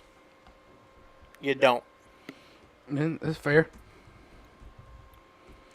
Okay, so one thing I followed the whole Bundy situation very closely, right? And a bunch of them got sent to prison or jail or whatever, right? Well, once it all calmed down, guess what? All of a sudden, a lot of them started getting let out because they had nothing on them. There was nothing. They had nothing on them. So they won a lot of their cases. And that's why I have to, like, to me, that's why I feel like, no, I wouldn't have turned in anybody because I'm sitting there thinking, once they've kind of made their point and they've made examples of people like they did with the Bundy situation, a lot of them people are just going to kind of like, all right, go back home and shut up. You know? It's going to be a lot of that. It's going to be a lot of go back home and shut up. That's basically what they did with the Bundy situation. Maybe. And that's why, like at the end of the day, how would you feel? Okay, I turned you in to save my own skin, but at the end of the day, they just kind of like let everybody go. But your ass is still stuck in prison because I turned you in. But I got to go back home. You feel kind of pissed off, wouldn't you? Be honest. You'd feel pretty pissed off. But I would if that was the situation, but I don't think, honestly, I legitimately do not think that anybody that gets turned in by anybody is going to get any less of a sentence or any more of a sentence than anybody else in this situation. Like I said, and I may just be throwing out some shit. I mean, and they may be talking at your ass right now. And they may be all thrown in prison for a very long time, and it may be legit. But I'm skeptical, and I really think, like I said, I think when it all comes down, say we get another Republican president or whatever, it's all just going to kind of just, all right, guys, go home. I agree. And I don't think it's going to matter if you were turned in or not. You're going to go home. But it's the idea that later on, those same people that you stood beside, and you proceeded with a mission, whether it was what you thought was going to be a violent, there was a mission there. There was a mission. They were working together, and they stood beside each other.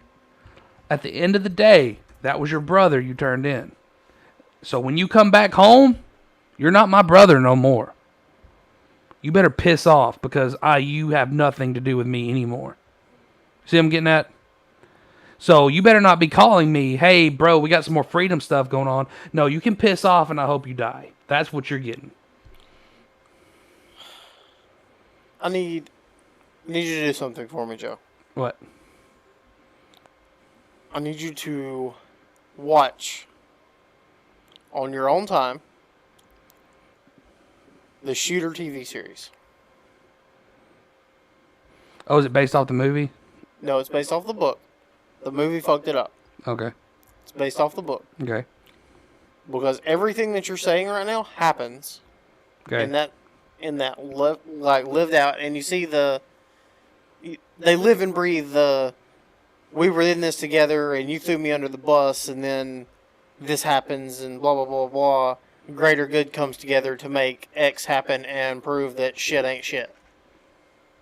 In a nutshell. That's just what I'm getting at. Like, you make stupid decisions together. I've made stupid decisions with you in life. That's true. But you're still my boy, and I still stick with you. You see what I'm saying? I could have told you to piss off a long time ago when things happened that I didn't like, and I didn't want to deal with you no more, but you're still my boy. You see what I'm getting at? That's what I'm getting at. Whether they made stupid decisions or not, they were brothers in a mission together. Either you believe in the mission, or let's go the hell back home, guys. This is some stupid shit. You know what I mean? And to me, yes, it is that black and white. Either this is our mission, and we're going to freaking do it, and we're going to, I don't care what it freaking takes. If we have to die, that's the way I look at it. If I'm risking my life, which they were, because they could have got shot. They weren't. They could have got shot. I disagree. I mean, somebody got shot. They could have got shot. I can get shot walking down the street. Shit happens. They weren't risking their somebody lives. got shot by a Fed. They were legitimately, and me and black men have said this until we're fucking blue in the face. They were doing no more than what you did when you went to the peaceful rally. Oh, no, they apparently have video that this dude actually struck a police officer. It doesn't matter. We didn't do that. It was a peaceful rally that went sideways. Right. There was a peaceful rally in Huntsville that you attended that could both have of went us sideways. attended. Right. That could have went sideways. I mean, highly unlikely, but yes. But could have. But way right field. People sitting in Trader Joe's parking lot trying to antagonize, trying to talk shit and antagonize us. It could have went bad. It could have. Did you go in? Did you go to that peaceful rally with a prepared mindset of, holy shit, this could go south? Yes. Yes, I did. Did you go into that peaceful rally with a mindset of, holy shit, this could go south? No, because at the end of so the only thing that I foresaw maybe happening was a crazy liberal driving their car onto the sidewalk. I'm pretty drive-by confident shooting in my self-awareness that I could have gotten out of the way of said car. Okay. You said yes. Were you carrying? Not on me, because it's illegal to carry on you during a protest. However, I was... did I take my gun? I don't remember. I think I did. My gun was in the car. Like, it definitely wasn't on me. Car. It wasn't on me. But I think it may have been in the car. So you were not armed with intent to do harm at said protest. Had it went sideways, you would have had to have left. Yes. At which point, then you had a conscious decision of, holy shit, this went sideways. Let me just go the fuck home. But then we would evaluate the situation. Is it time to fight, or this is just shit show? Let's go home. Right. Right. So, but proving the same point. So, if the point that Cody is making, I think, is that if we had been in that situation, could we, with clear heads, have said, no, we need to go home? And I don't think we could have. In the heat of it, if shit was going down, would you have looked at Justin and been like, you know what? Let's get the fuck out of here. This is a terrible idea. Let's go home. Yeah, I mean, it all just really depends on how it went down, really. There you go. Thank you. That's what I've been trying to get over to you. I think that's what we've both been trying to get. But see, watching it on YouTube live stream, the whole situation on January 6th, I'm sitting here thinking like, hell yeah, we about to watch some government overthrown right here. You were watching it from the security of your home. Right. You were not in the moment. Right. Also, while watching that, how many weapons did you see? None. Right. He being a relative, they made a instinctive decision, an emotional decision, not instinctive, an emotional decision to go with the flow of the crowd. Right. Which bad decision. You and you at not same rally, but at peaceful rally, had shit have went sideways, probably would have made an emotional decision and went with the crowd.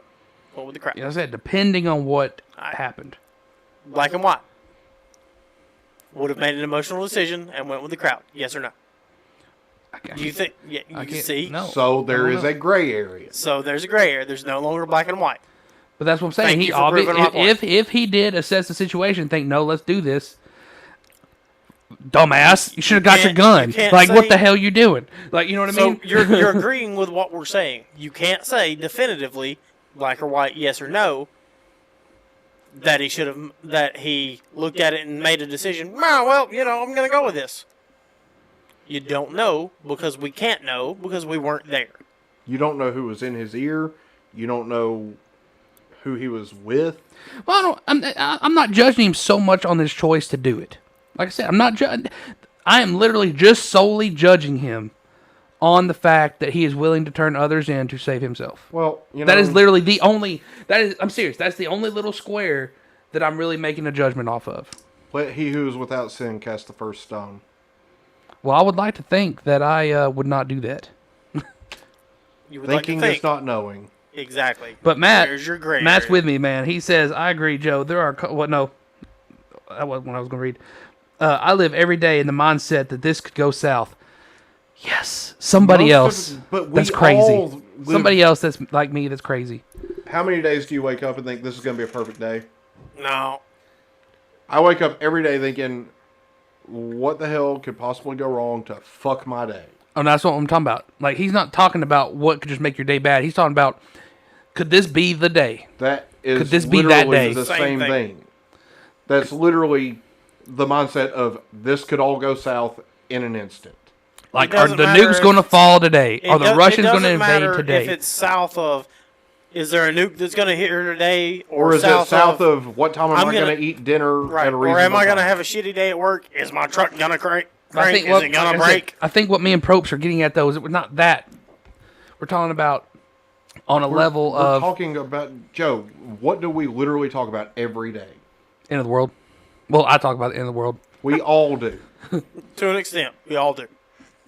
We all have a general collective mindset, right? That's why we're here. That's why we're friends. That's why we still do the things we do. I'm waiting for Probst to say something. So, I don't know. And you know what? Honestly, I kind of like the way that this is going tonight. Instead of just trying to talk about the news, we've actually just had a debate. Had a meaningful discussion, even though we didn't make any real progress. Oh, no, I still think the dude's a piece of shit. No, we're aware, Joe. We're aware. Listen, Thank you. Regardless to whether or not Joe will actually admit it, I got him to say that it's not black and white. You did. And he did. You can't deny it. There are certain aspects. There's certain aspects of it. And we can play it but back. There are certain aspects of it, though, that are black and white to me. Yes, making that making the decision to do it isn't exactly black and white because it does depend on situational variables. Okay. Which puts gray area into everything. But eventually it does go one way or another. You have to flip the switch one way or the other eventually in that situation. You have to either say, let's do this shit, or let's go home. Or there's three decisions. There's let's do this shit, or let's go home, or hold on a minute, let's sit back and wait. That's the gray area. Wait, that's the gray area. See? There you go, admitting it again. Now we are making progress. It's baby steps. Lonnie says, I'm so glad Joe has seen what we were trying to tell him for a week now. Thank you, Lonnie. But but that wasn't the point that I was trying to make to begin with. Reverted back. No, the point that I'm making to begin with was dude's a piece of shit for turning in his bros. Okay. That is literally the only point I've tried to make this whole time. But the thing is I don't give a shit. Even though that's your opinion and you're entitled to your opinion, however wrong you to may be. pass judgment on somebody without having all the facts just because he took a plea deal, when it could have been guy in the cell next to him was talking about the plea deal that he was getting. But they could all be turning plea deals. They could all be turning on each other because that's how this shit works. They're all pieces of shit then. And they're not. They shouldn't have ever been in that group to begin with if that's what they were going to do. At the end of the day, you're not in that situation. And to say that you know what you would do is a lie. Means nothing. Because you don't. And that's the point that I've been trying to make all week, is that at the end of the day, when the shit gets real, you're going to make a decision based on your gut instinct at that moment. Because at the end of the day, if it comes between you two and my kid, guess what? Y'all two can suck my dick. Because that kid is all that matters to me. Period. I don't give a shit if I lose you two as friends. My daughter is the thing that I live for. And as a parent, that should be the same for you. Because if it came down to me or your two kids, you fucking throw me under the bus all you want. Because if I was involved in a bad decision that you made, if I pushed you into that decision and it was me or seeing your kids, I'll rot. Go be a dad. But see, that the way I look, okay, so I understand the way you look at it too. We wake up tomorrow, we say, guys, you know what? This has gone on long enough. Okay. We need to do something. We're together in this. That's a calculated risk that we're all involved in. Exactly. Right? So, exactly. But at that point, if we're saying we need to do something, we're not doing it unarmed. We're going in full tilt. But that's what I'm saying. But say we get shot we all get shot in the leg. Somehow they take us all alive. Listen. Here's our common ground.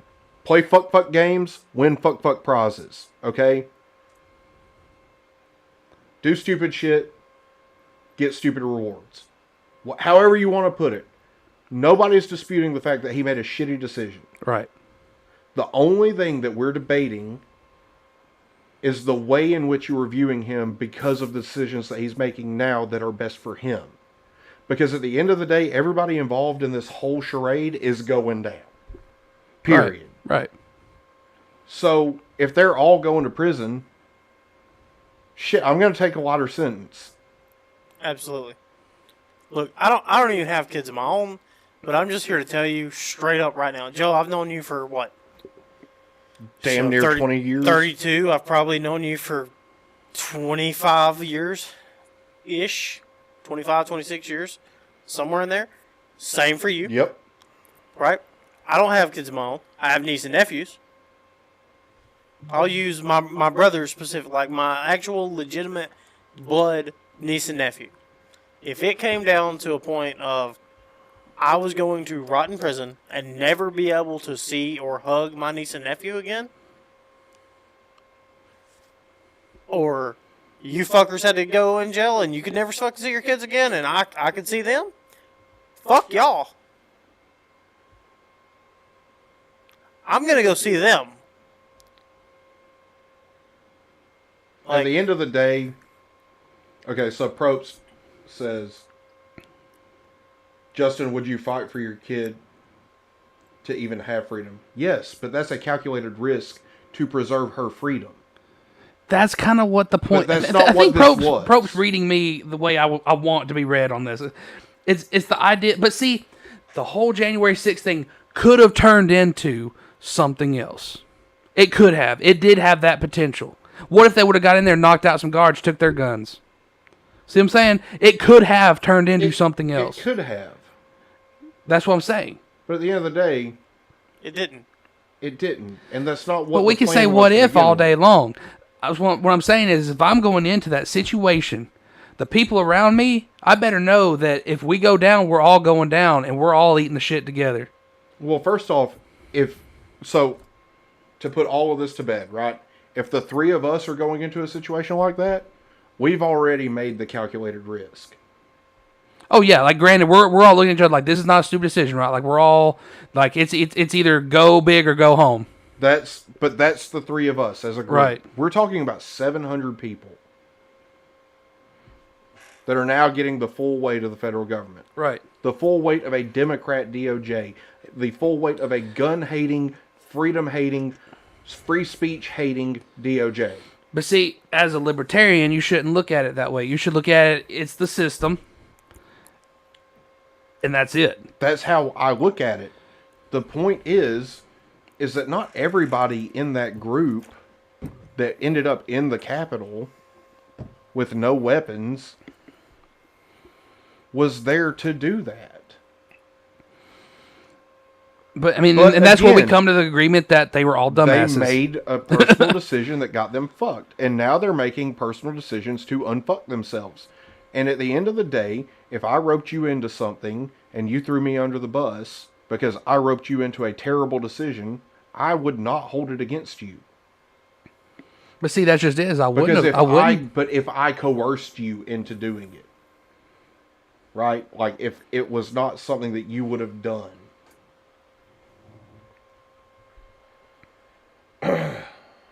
So, I mean... Me and Probst are going to start the militia of Ascendia. First off, you're taking what I'm saying as it's okay to be unloyal, right? I'm not saying that. I'm saying that true loyalty to the people that truly matter is more important than loyalty to people who are going to get me fucked over. So I'm on the same wavelength as you. I don't think maybe like I'm hearing what you're saying and you're hearing what I'm saying and we're in agreement. Yeah. I don't think that we're putting it out in the words necessary for the other people to hear and understand. No, because see, look, my mindset is if I'm making that decision, then I'm making the sacrifice of never being able to hold my children again. In order to, and even if that means y'all trusting me that I'm not going to turn y'all in order for me to go back to my kids. Like I said, to me, once that switch is flipped, it's flipped. To me, once that switch is flipped, it's flipped. I'm not going back to my kids, not going back to my wife, never going back to that good little comfortable life I had. Once I flip that switch, I'm dedicated to the mission, and that's it. Okay, so.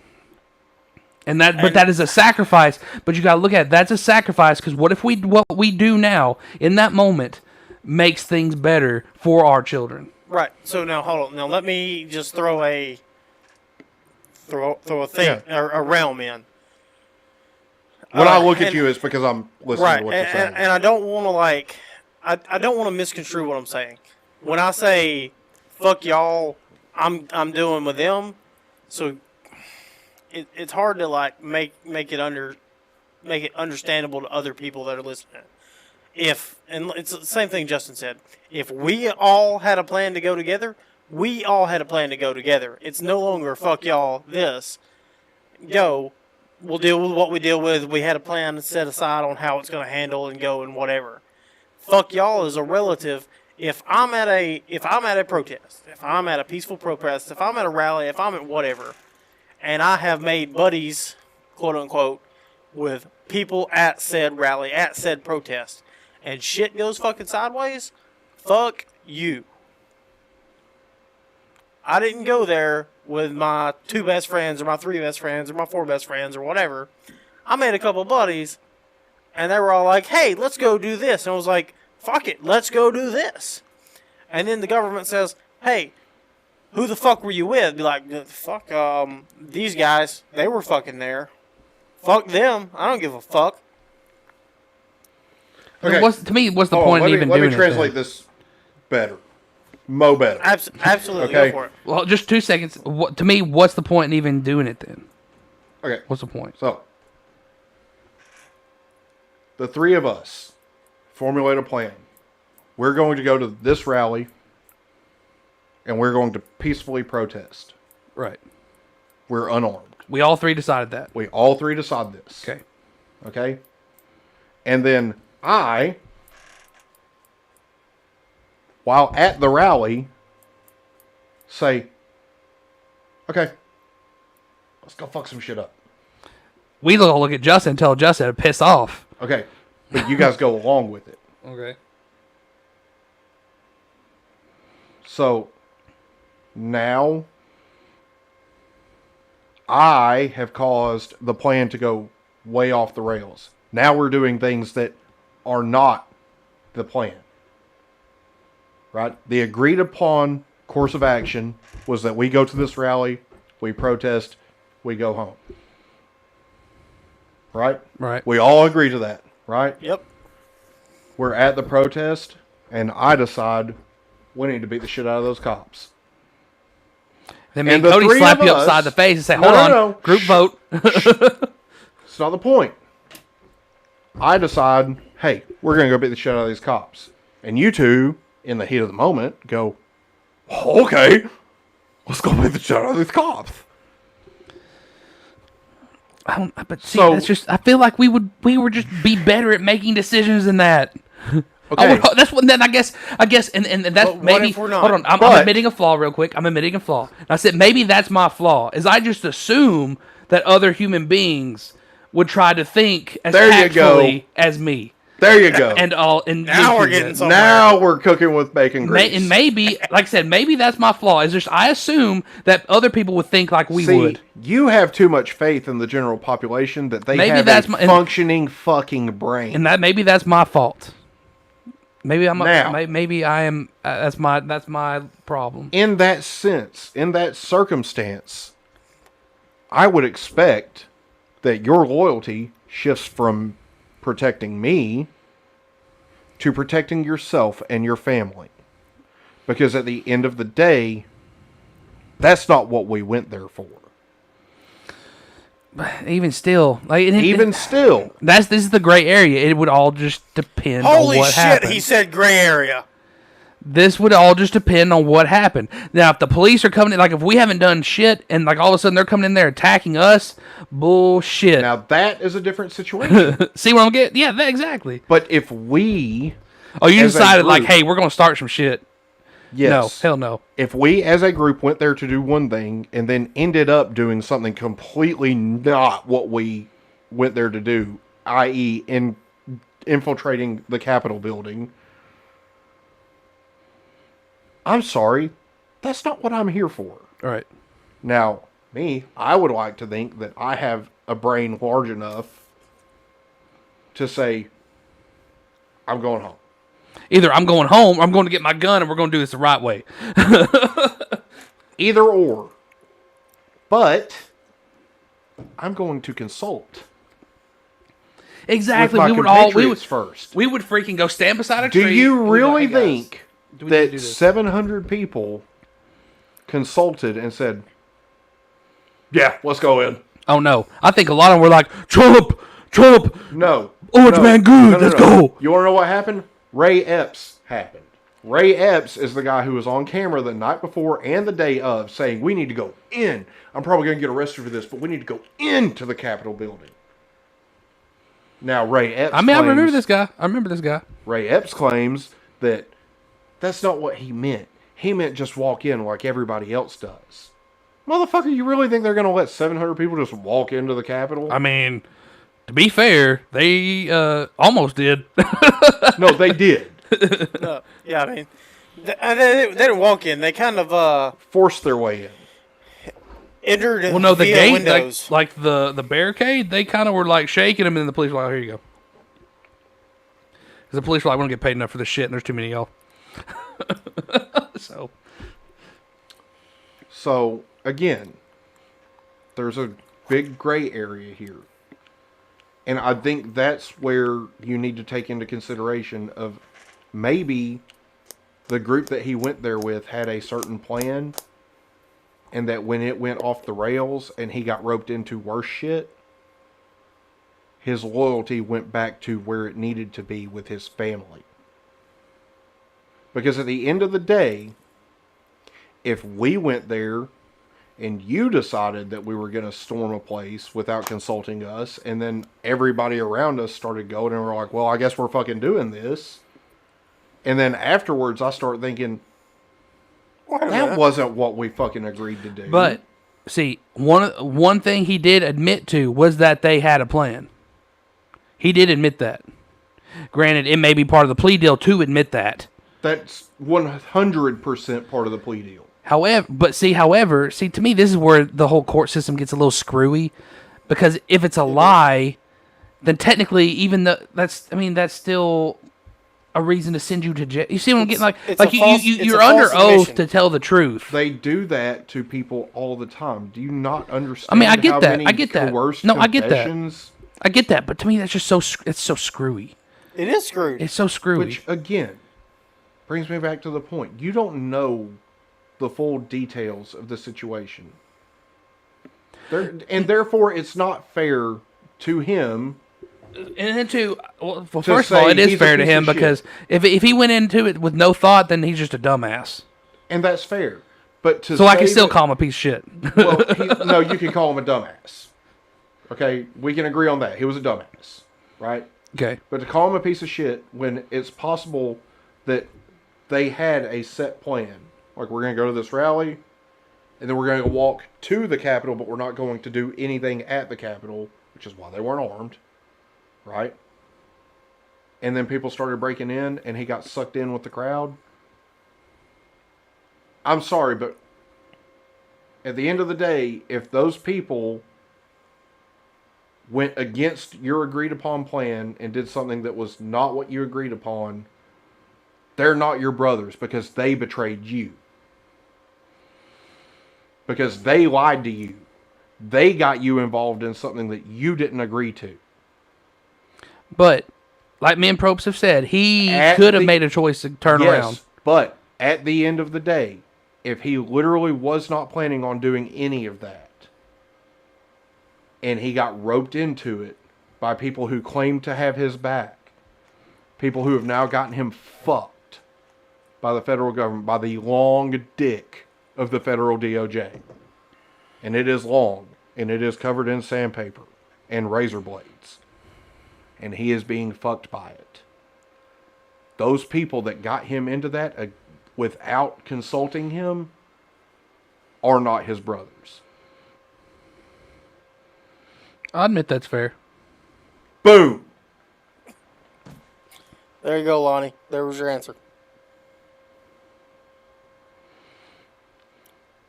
Now you see why I got and so and, upset. and maybe that's my flaw. Is I would, like I said, I think of it on our terms. Like, how would we handle that? How we would handle it and how a group of 700 people handled it, not the same. And that's my point. But I'm not necessarily going off the 700 people. I am literally looking at him. What did you do, bro? What did you do? Again, but he was coerced. It goes back to emotionally. My point. If their plan, if the original plan was to go and be completely peaceful and not make any unnecessary damage or any unnecessary scenes, and the people that he was with decided to go and make a completely unnecessary situation, those people were not his brothers to begin with. Because they started shit that got him shit on. But we don't know that was a situation either. We don't. Which, again, brings me to my point. Don't pass judgment on him without all the facts. Can you agree to that? Sure. Perfect. I'll take it. I'll take it. I mean, you're, and like I said, you're entitled from what I know now, just from what I know, from what we are told, the only decision I can make now, my opinion is he's a piece of shit because and that's fine. But you're of what I know. Seeing now, if he comes out, could have been twisted around to make him look like a piece of shit. Now, if he comes out and says like, "Hey," I didn't. He's 1,000% got a gag order. He's not going to be allowed to talk about his plea deal. He's not going to be allowed to talk about why he took the plea deal. And see, that to me is just still just. It's the same thing with Ghislaine Maxwell's Black Book. That shit's sealed. We don't know who was in it. I guarantee you, I know at least about 50 people who were in it, and they're all sitting in fucking Congress right now. You want to go one step even farther? Think about when they declassify information from the government to the public. It's still redacted. But they call it unclassified. It's declassified, but it's still redacted. You don't get 100% of the evidence anytime. I mean, that's fair. I get what y'all are saying. You get what they want you to get so that it makes it look like it fits the narrative. Correct. And that has been my whole argument. But I'm with Matt on that. Only weak people can be manipulated. Okay, nobody's arguing that. Which is why I would not have people, again, piece of shit, wouldn't have him, people. I would not be standing by people like him if I had to go do something like that. Again, if those people had you convinced that they were of sound mind and had your best interest at heart too, and then pulled some shit, they're not your brothers. Well, see, and like I said, and this is also probably my weakness of, I would hope he had met with these people before, maybe constant contact with, because the Oath highly Keepers, unlikely. I mean, they seem pretty well organized. That was not well organized. I mean, it's a great plan, but it didn't work. That's how 99% of that stuff is. It's a great plan when you think about it on paper, but it never works. Granted, I mean, we could make a perfect plan on how to do any number of things and start executing the plan, and in step 2 of the plan, shit goes sideways. So now we all have to collectively make a decision, hopefully collectively, or one of us makes a decision that the other two are just like, I guess. And then shit goes further sideways. Either we're all in or not. But in the heat of the moment, do you really have time to sit there and contemplate? That's the point. Like, I understand your viewpoint. I just want you to understand mine. I get it. I mean, because you can ask groundwork here. Because you can ask Beth. I'm one of those people where any situation goes down. I mean, like when maybe somebody else maybe like freak out and make an emotional decision. I am one of those people. I'm like, hold up, let's just wait and see. Let's wait and see. But that's the thing. Like, I'm that same way. But not everybody has that capacity. And I get that. So, like I said, and that may be my flaw. Is just assuming people do have that. Little podunk dude that's a member of the Oath Keepers. I think is that the one that he was with, the Oath Keepers? Or 3%. Yeah, Oath Keepers, yeah. So this one dude from little podunk Arab, Alabama who's probably super weak-minded anyway, because most people from this fucking town are. Fair. Just thinks, oh, Orange Man's the best, and I'm going to get him reinstated by protesting up here with my brothers. And then his brother's like, hey, mate, let's go in. We can make all agreement now that we probably all agree with. I don't care who the effing sitting president is. I'm not going to prison for that son of a bitch. Oh, no. Not. No. Not going to prison for that son of a bitch. But I will leave this argument with one very factual statement. It is only treason if you get caught. No, if you get caught. No, if you lose. If you lose, yeah. Getting caught is one thing. Losing is another thing. Yeah. It's only treason if you get caught and lose. Yeah. It's not one or the other. You have to lose, too. Yeah. Getting caught means there's still a fighting chance. You can blast your way out of any situation, most likely. Well, that's another thing, too. Like, if I'm going to do something that's going to be considered treason, like, first of all, I'm going to have a weapon. Like, there's not happening without a weapon. Like, I'm not committing treason without a way to blast my way out of it. Can we all agree on that? Like, I'm not committing treason without a weapon. No, which brings me back to my point. Why would they have tried to commit treason with no weapons? Why were they charged with treason? Because they're dumbasses. But, Joe, they were doing militia things. I didn't say just because you're in a militia doesn't make you smart. I know a few people. Like, I'm gonna hit him in the nuts. I know some. I know a few people. Do it. I know some. I know some militia people that are not exactly like there's a reason they call Marines jarheads. No, Cody's actually one of the smart ones. I'm just messing with you, Cody. Like, I mean, if you rolled up on a militia compound where they train on the weekend or whatever, and some dude that's like Son of a. Yeah.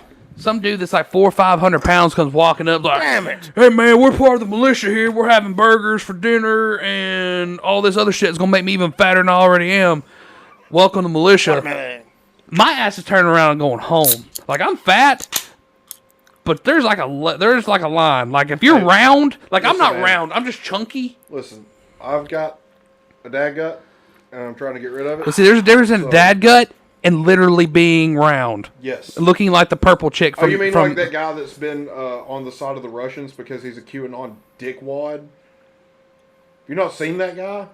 Oh, no. Shit. Oh, I gotta find this. I do have There's a lot... Oh, let's talk about that. The QAnons are back. By the way, did you know they arrested the guy that was supposedly QAnon? Did you know they arrested him? Yeah, it was a dude. Freaking dude in his basement. Just like we all said. Freaking QAnon's shit. But yet people are still like, QAnon knows things. It's like, dude was arrested. It was just a dude in his basement. Turns out, it really wasn't Trump sending you secret messages on just an open website. The boomers, man. I'm telling you, it's the boomers. The boomers think that, it's a website. It's secretly encrypted. Even I'm so special I can access it. Freaking stupid. I hate you. Probe says, I'm trans slender. There you go. That's what I identify as. I don't identify as fat. I identify as trans slender. Oh, where is that guy? I need this guy. I need to find him because this guy is the literal I had something, image. And again, Joe wouldn't shut up long enough. Lonnie sent it. Lonnie sent it in the Discord. Fuck yes! Go to the Discord. Discord! Lonnie, thanks for hanging out with us. The weird Texan guy embedded with Russian soldiers in Ukraine. Oh, yeah, I've seen this guy. Yeah. Our audience needs to see this guy because this shit is hilarious. Yeah, I'm just sitting there looking at him like, okay. It's probably going to be loud for a second. Dude has no gear. This always does this. Fat, old. Stand up. Oh, God. Every time. No, man. We're still playing videos. Cameraman said, you guys leaving now? No? It's like almost 11 o'clock and we're still rolling. We did start a little later, though. It started a couple minutes late, but it's been a fun run show. Yeah, I think so. For our audience, would you like to see us have more debates, discussions, rather than covering current events Like, still have a section where we cover everything. Well, yeah, I mean, we can talk about current events, but not in such a structured way, right? Make it much more that was like a political JRE. And that was very Rogan-esque. It was. Probst says, for the record, I like shows like this. Fair. Do both. Do both. It's hard, but the thing is it's hard to do both. How about I say that if it turns into it, it turns into it. If it don't, it don't. I mean, but at that point, but like what we would do, we would always try to just cut it. If it did start turning into that, we would just cut. It's like, no, we're just going to disagree, move on. I say that from now on, if it turns into that, let's let it roll. Not just a general discussion, but if it starts turning. But here's the thing: I think that we all need to do better about staying current on what's actually happening. Right. So that we can have candid discussion and just talk about the stuff that we heard about over the course of the week. Right. Not necessarily, and then like not have a playlist. Just like if we think of something that we want Cody to pull up, Cody pulls it up. Again, very Rogan-esque. Yeah. I feel like that's what we started out with. And then people complained that it wasn't structured enough. And now people are like, well, I kind of like this. Yeah. Well, I mean, I like it. Well, Probst wasn't one, but... In fairness, when it started, there was no structure to it at all. No. It was a political comedy shit show. He's not wrong. That's actually how I described this podcast to everybody before I got, like, more so involved in it. They're like, oh, the podcast. Well, I'm like, it's a political comedy shit show. Tune in, it's fucking hilarious. I do think that we can be quite funny. And I think it's good to have passionate opinions. And then we were criticized a little bit, positive criticism. We were criticized a little bit about going off the rails completely and just squirreling. But to be fair, one thing I've learned in business is you just can't take everything in that everybody says. You take it as... No, but there were a lot of people that were coming here looking for a specific take on actual events from the week. I have a question. Did you just say that it's not black and white? You kind of just said it's not black and white. You did. No. That was not what I said. I said you can't take people's opinions, like in business. You can't just because somebody comes up, like say you're a restaurant, and you don't have cheeseburgers, but somebody comes up and says, you should really have cheeseburgers, and you're just like, all right, we're gonna make cheeseburgers because that one. No, you can't do. That's what I'm getting at. That's black and white. Has nothing to do. No. Yeah. Completely different thing. No. You can't make cheeseburgers just because one person tells you to have cheeseburgers. Okay, so executive decision, Tom. Okay. See, Probst is reading me, man. Probst knows me. Like First Probst off, is on my level. Shut the fuck up. Let me finish what I'm saying. Executive decision. Okay. We will take 15 minutes to run down a list of headlines that were important. I feel like 15 minutes is too short. Shut up. Jesus. See, I'm telling you, I would have been that guy at the Capitol. Like, you guys are all a bunch of freaking idiots. Up. Like, we're not going Shut in. Up. Like, what the hell are you doing? Shut up. Shut your mouth. Shh. I got a whole bag with your name on it. We take 15 to 20 minutes, right? However long it takes to run through the important headlines, the ones that matter, because there's a lot of fluff in the fucking media these days. And then the rest we just riff. We talk about how we feel about what's going on, our perspective as libertarians, and we make a fucking full show out of it. I mean, I dig it. Because honestly, we haven't even done Conspiracy Corner or Financial Corner the last 2 weeks, and I'm kind of here for it. Yeah. I actually looked up UFO news earlier, and I got nothing. Other than the stock market crashing, I don't have shit either. Which is not even like something we even have to tell people. Like, if you're not paying attention, then you're probably not listening to our show. I mean, trust me, when GME moons, you'll all know. Because I will leave work and go home and stream it live on this channel. Justin will probably show his dick. Yeah, my dick's going to be touching the fucking moon. He's going to have like a gold cock ring. All right. Are we We're I'm we're playing the full video. screen. Let's go. Let's show this old idiot. This guy, man. Сейчас работа. It's Tejas on the front line with the denazifiers and liberators of Ukraine. These guys are tough, these guys are ready, and there's plenty of them. So far, Russia has used about 10% of its military power, and we're getting ready to bring the hammer down. These guys are gonna save and liberate all the good people in Ukraine, and the bad people, boom, kick their ass. Comrade, was it good? Was it good, comrade? Did I do a good job? This guy is with the Russians. Yes, and he is from Texas. See, I was confused, but I thought maybe he was with the Ukrainians. No. But then I look in the back and I'm like, but I thought the Russians were painting all the white Z's on theirs. Because they are. Yeah, that's them. Yeah. Yeah. So we can call him a piece of shit, right?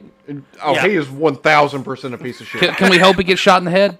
I hope he's already been shot in the anus. Okay.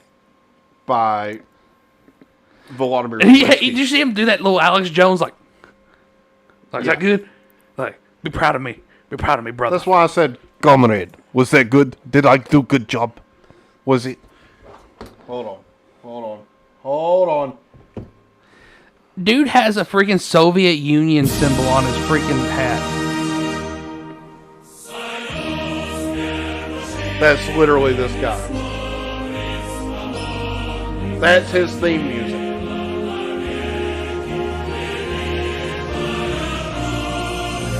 Okay, so I have direct contact with someone who has his same mentality. Oh. As do I. Like, they think that Russia is the good guys, and they're in there doing the good stuff. I am not here for it. I'm not here for that. Like, we're gonna have a discussion after this because I need to know, and I'm not in the know. I Off too camera. am. Oh, no, like, you don't know him. You don't know this person that I know. It's somebody that I know from church. As I've been cussing this whole time that I mentioned church. I literally quoted scripture earlier and promptly followed it with about 100 F-bombs. But no, I think we're okay. You don't know this guy. Now I've delivered to a guy before that was like, "Oh no, man, like Russia's the good guys. They're bringing it all down, man. They're gonna get Biden out of there." Hey Lonnie, I've got a task shit. for you if you're listening, and it's gonna be a very, very hard task. Next podcast, I need you to keep track of how many F-bombs dropped. Oh fuck! But see, I don't say the F word. Like, I just keep it to No, shit but me and down. Cody do. Me and Justin do. So, side note, completely unrelated to anything else that we fucking talked about tonight. Every Saturday morning at work, we have a store meeting, and it's a little fun game we play with my store manager. You made Lonnie quit, you asshole. we try to count how many F-bombs are dropped in the store meeting. And at the end of it, the GM's like, all right, so what was the count? Like, because he'll just go off on a rail. And we're like, fuck. How many times? I'm at 17. What are you at? 23? Where the fuck? How did I miss that many? Okay. So, we're all in agreement. This guy's a QAnon piece of shit. Because, I don't know if you're aware of this, but it's QAnon that is perpetuating this whole Russia's the good guy thing. Oh, well, no, it is no longer QAnon. QAnon doesn't exist anymore. No, it's just Anon. It's the group of people that were following Q, yes, which was just a dude in his basement, and now they are coming up with their own shit. Because they're Anon. Right. And I have been thoroughly explained to how there is a difference between Q and the Anon. The Anon,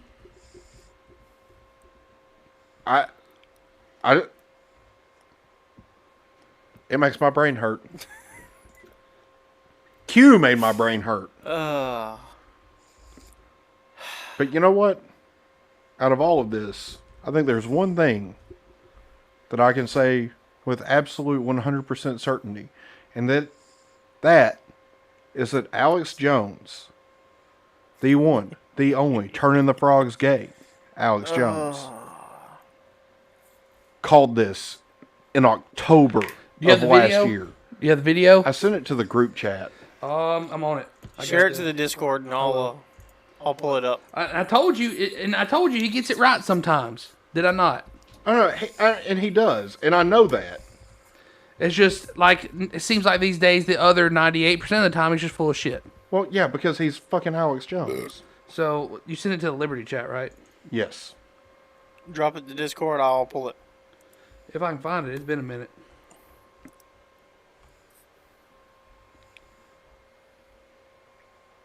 Gonna make me find it faster. Holy crap! I shared this thing a lot. Takes forever to get down here to it. Do you see where the ship from Georgia was asked to be refueled by the Russian ship, and he said he did the same thing, like Russian warship, go F yourself. Yeah, I did see that.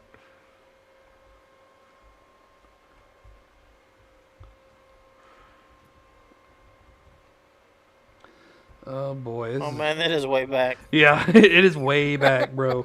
I'm telling you. You know, there's a search function in there. Is there? What? Hey, guess what? I found it. Sharing to the Discord. But we're looking at a giant war in February right now.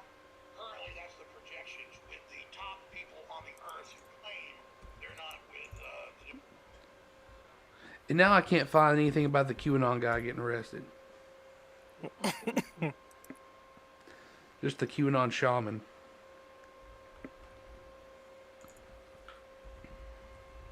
We're looking at a giant... Ouch. All right. Go for it.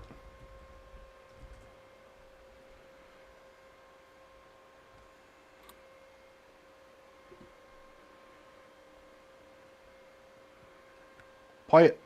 Oh shit! It was playing. I just had it muted still. I haven't dropped the ball like that in a minute. But we're looking at a giant war in February right now. Currently, that's the projections with the top people on the earth who claim they're not with the New World Order Combine. Is war in February. And this is the type of time, like right before World War I, right before World War II, when everything kicks off. And I hope that doesn't happen. But currently, that is the trajectory we're on. And there is a consensus on that. Hell. So I'd like to mention too that the last drop by Q was December 8th, 2020. At the so there was actually a website. It was called QAnon.pub. Yeah. Hey, it's snowing in Ukraine. Just snow. Maybe nuclear fallout. Don't know. Just kidding. Kidding. So No, it's been snowing there for a few days. It's Shut the hell it's up, all Joe. quiet on the Ukraine front. We are well past time, and Pretty sure everybody in there is asleep. Yeah. It's quiet in there. It's really quiet in there. But Lonnie, you're not allowed to quit. This is kind of like the military. I mean, Freedom takes no days off. Yeah, it's like you might as well have just joined the militia. And like freedom doesn't quit. Yeah. Open. You know what? I haven't used that all night. You haven't hardly used any of the buttons all night. It's I really a haven't. little weird. Smell like failure. Hey, you know what, Joe? I have the perfect thing. For what? For tonight. Okay. Don't be a dick. I don't get it. Oh. Don't be a dick. Don't be a dick. Stupid. I'm just getting all my button mashing out right now. But, you know, You know what really grinds my gears? That was the wrong button. Again. I need a Peter image right there. And not the... Don't be a dick.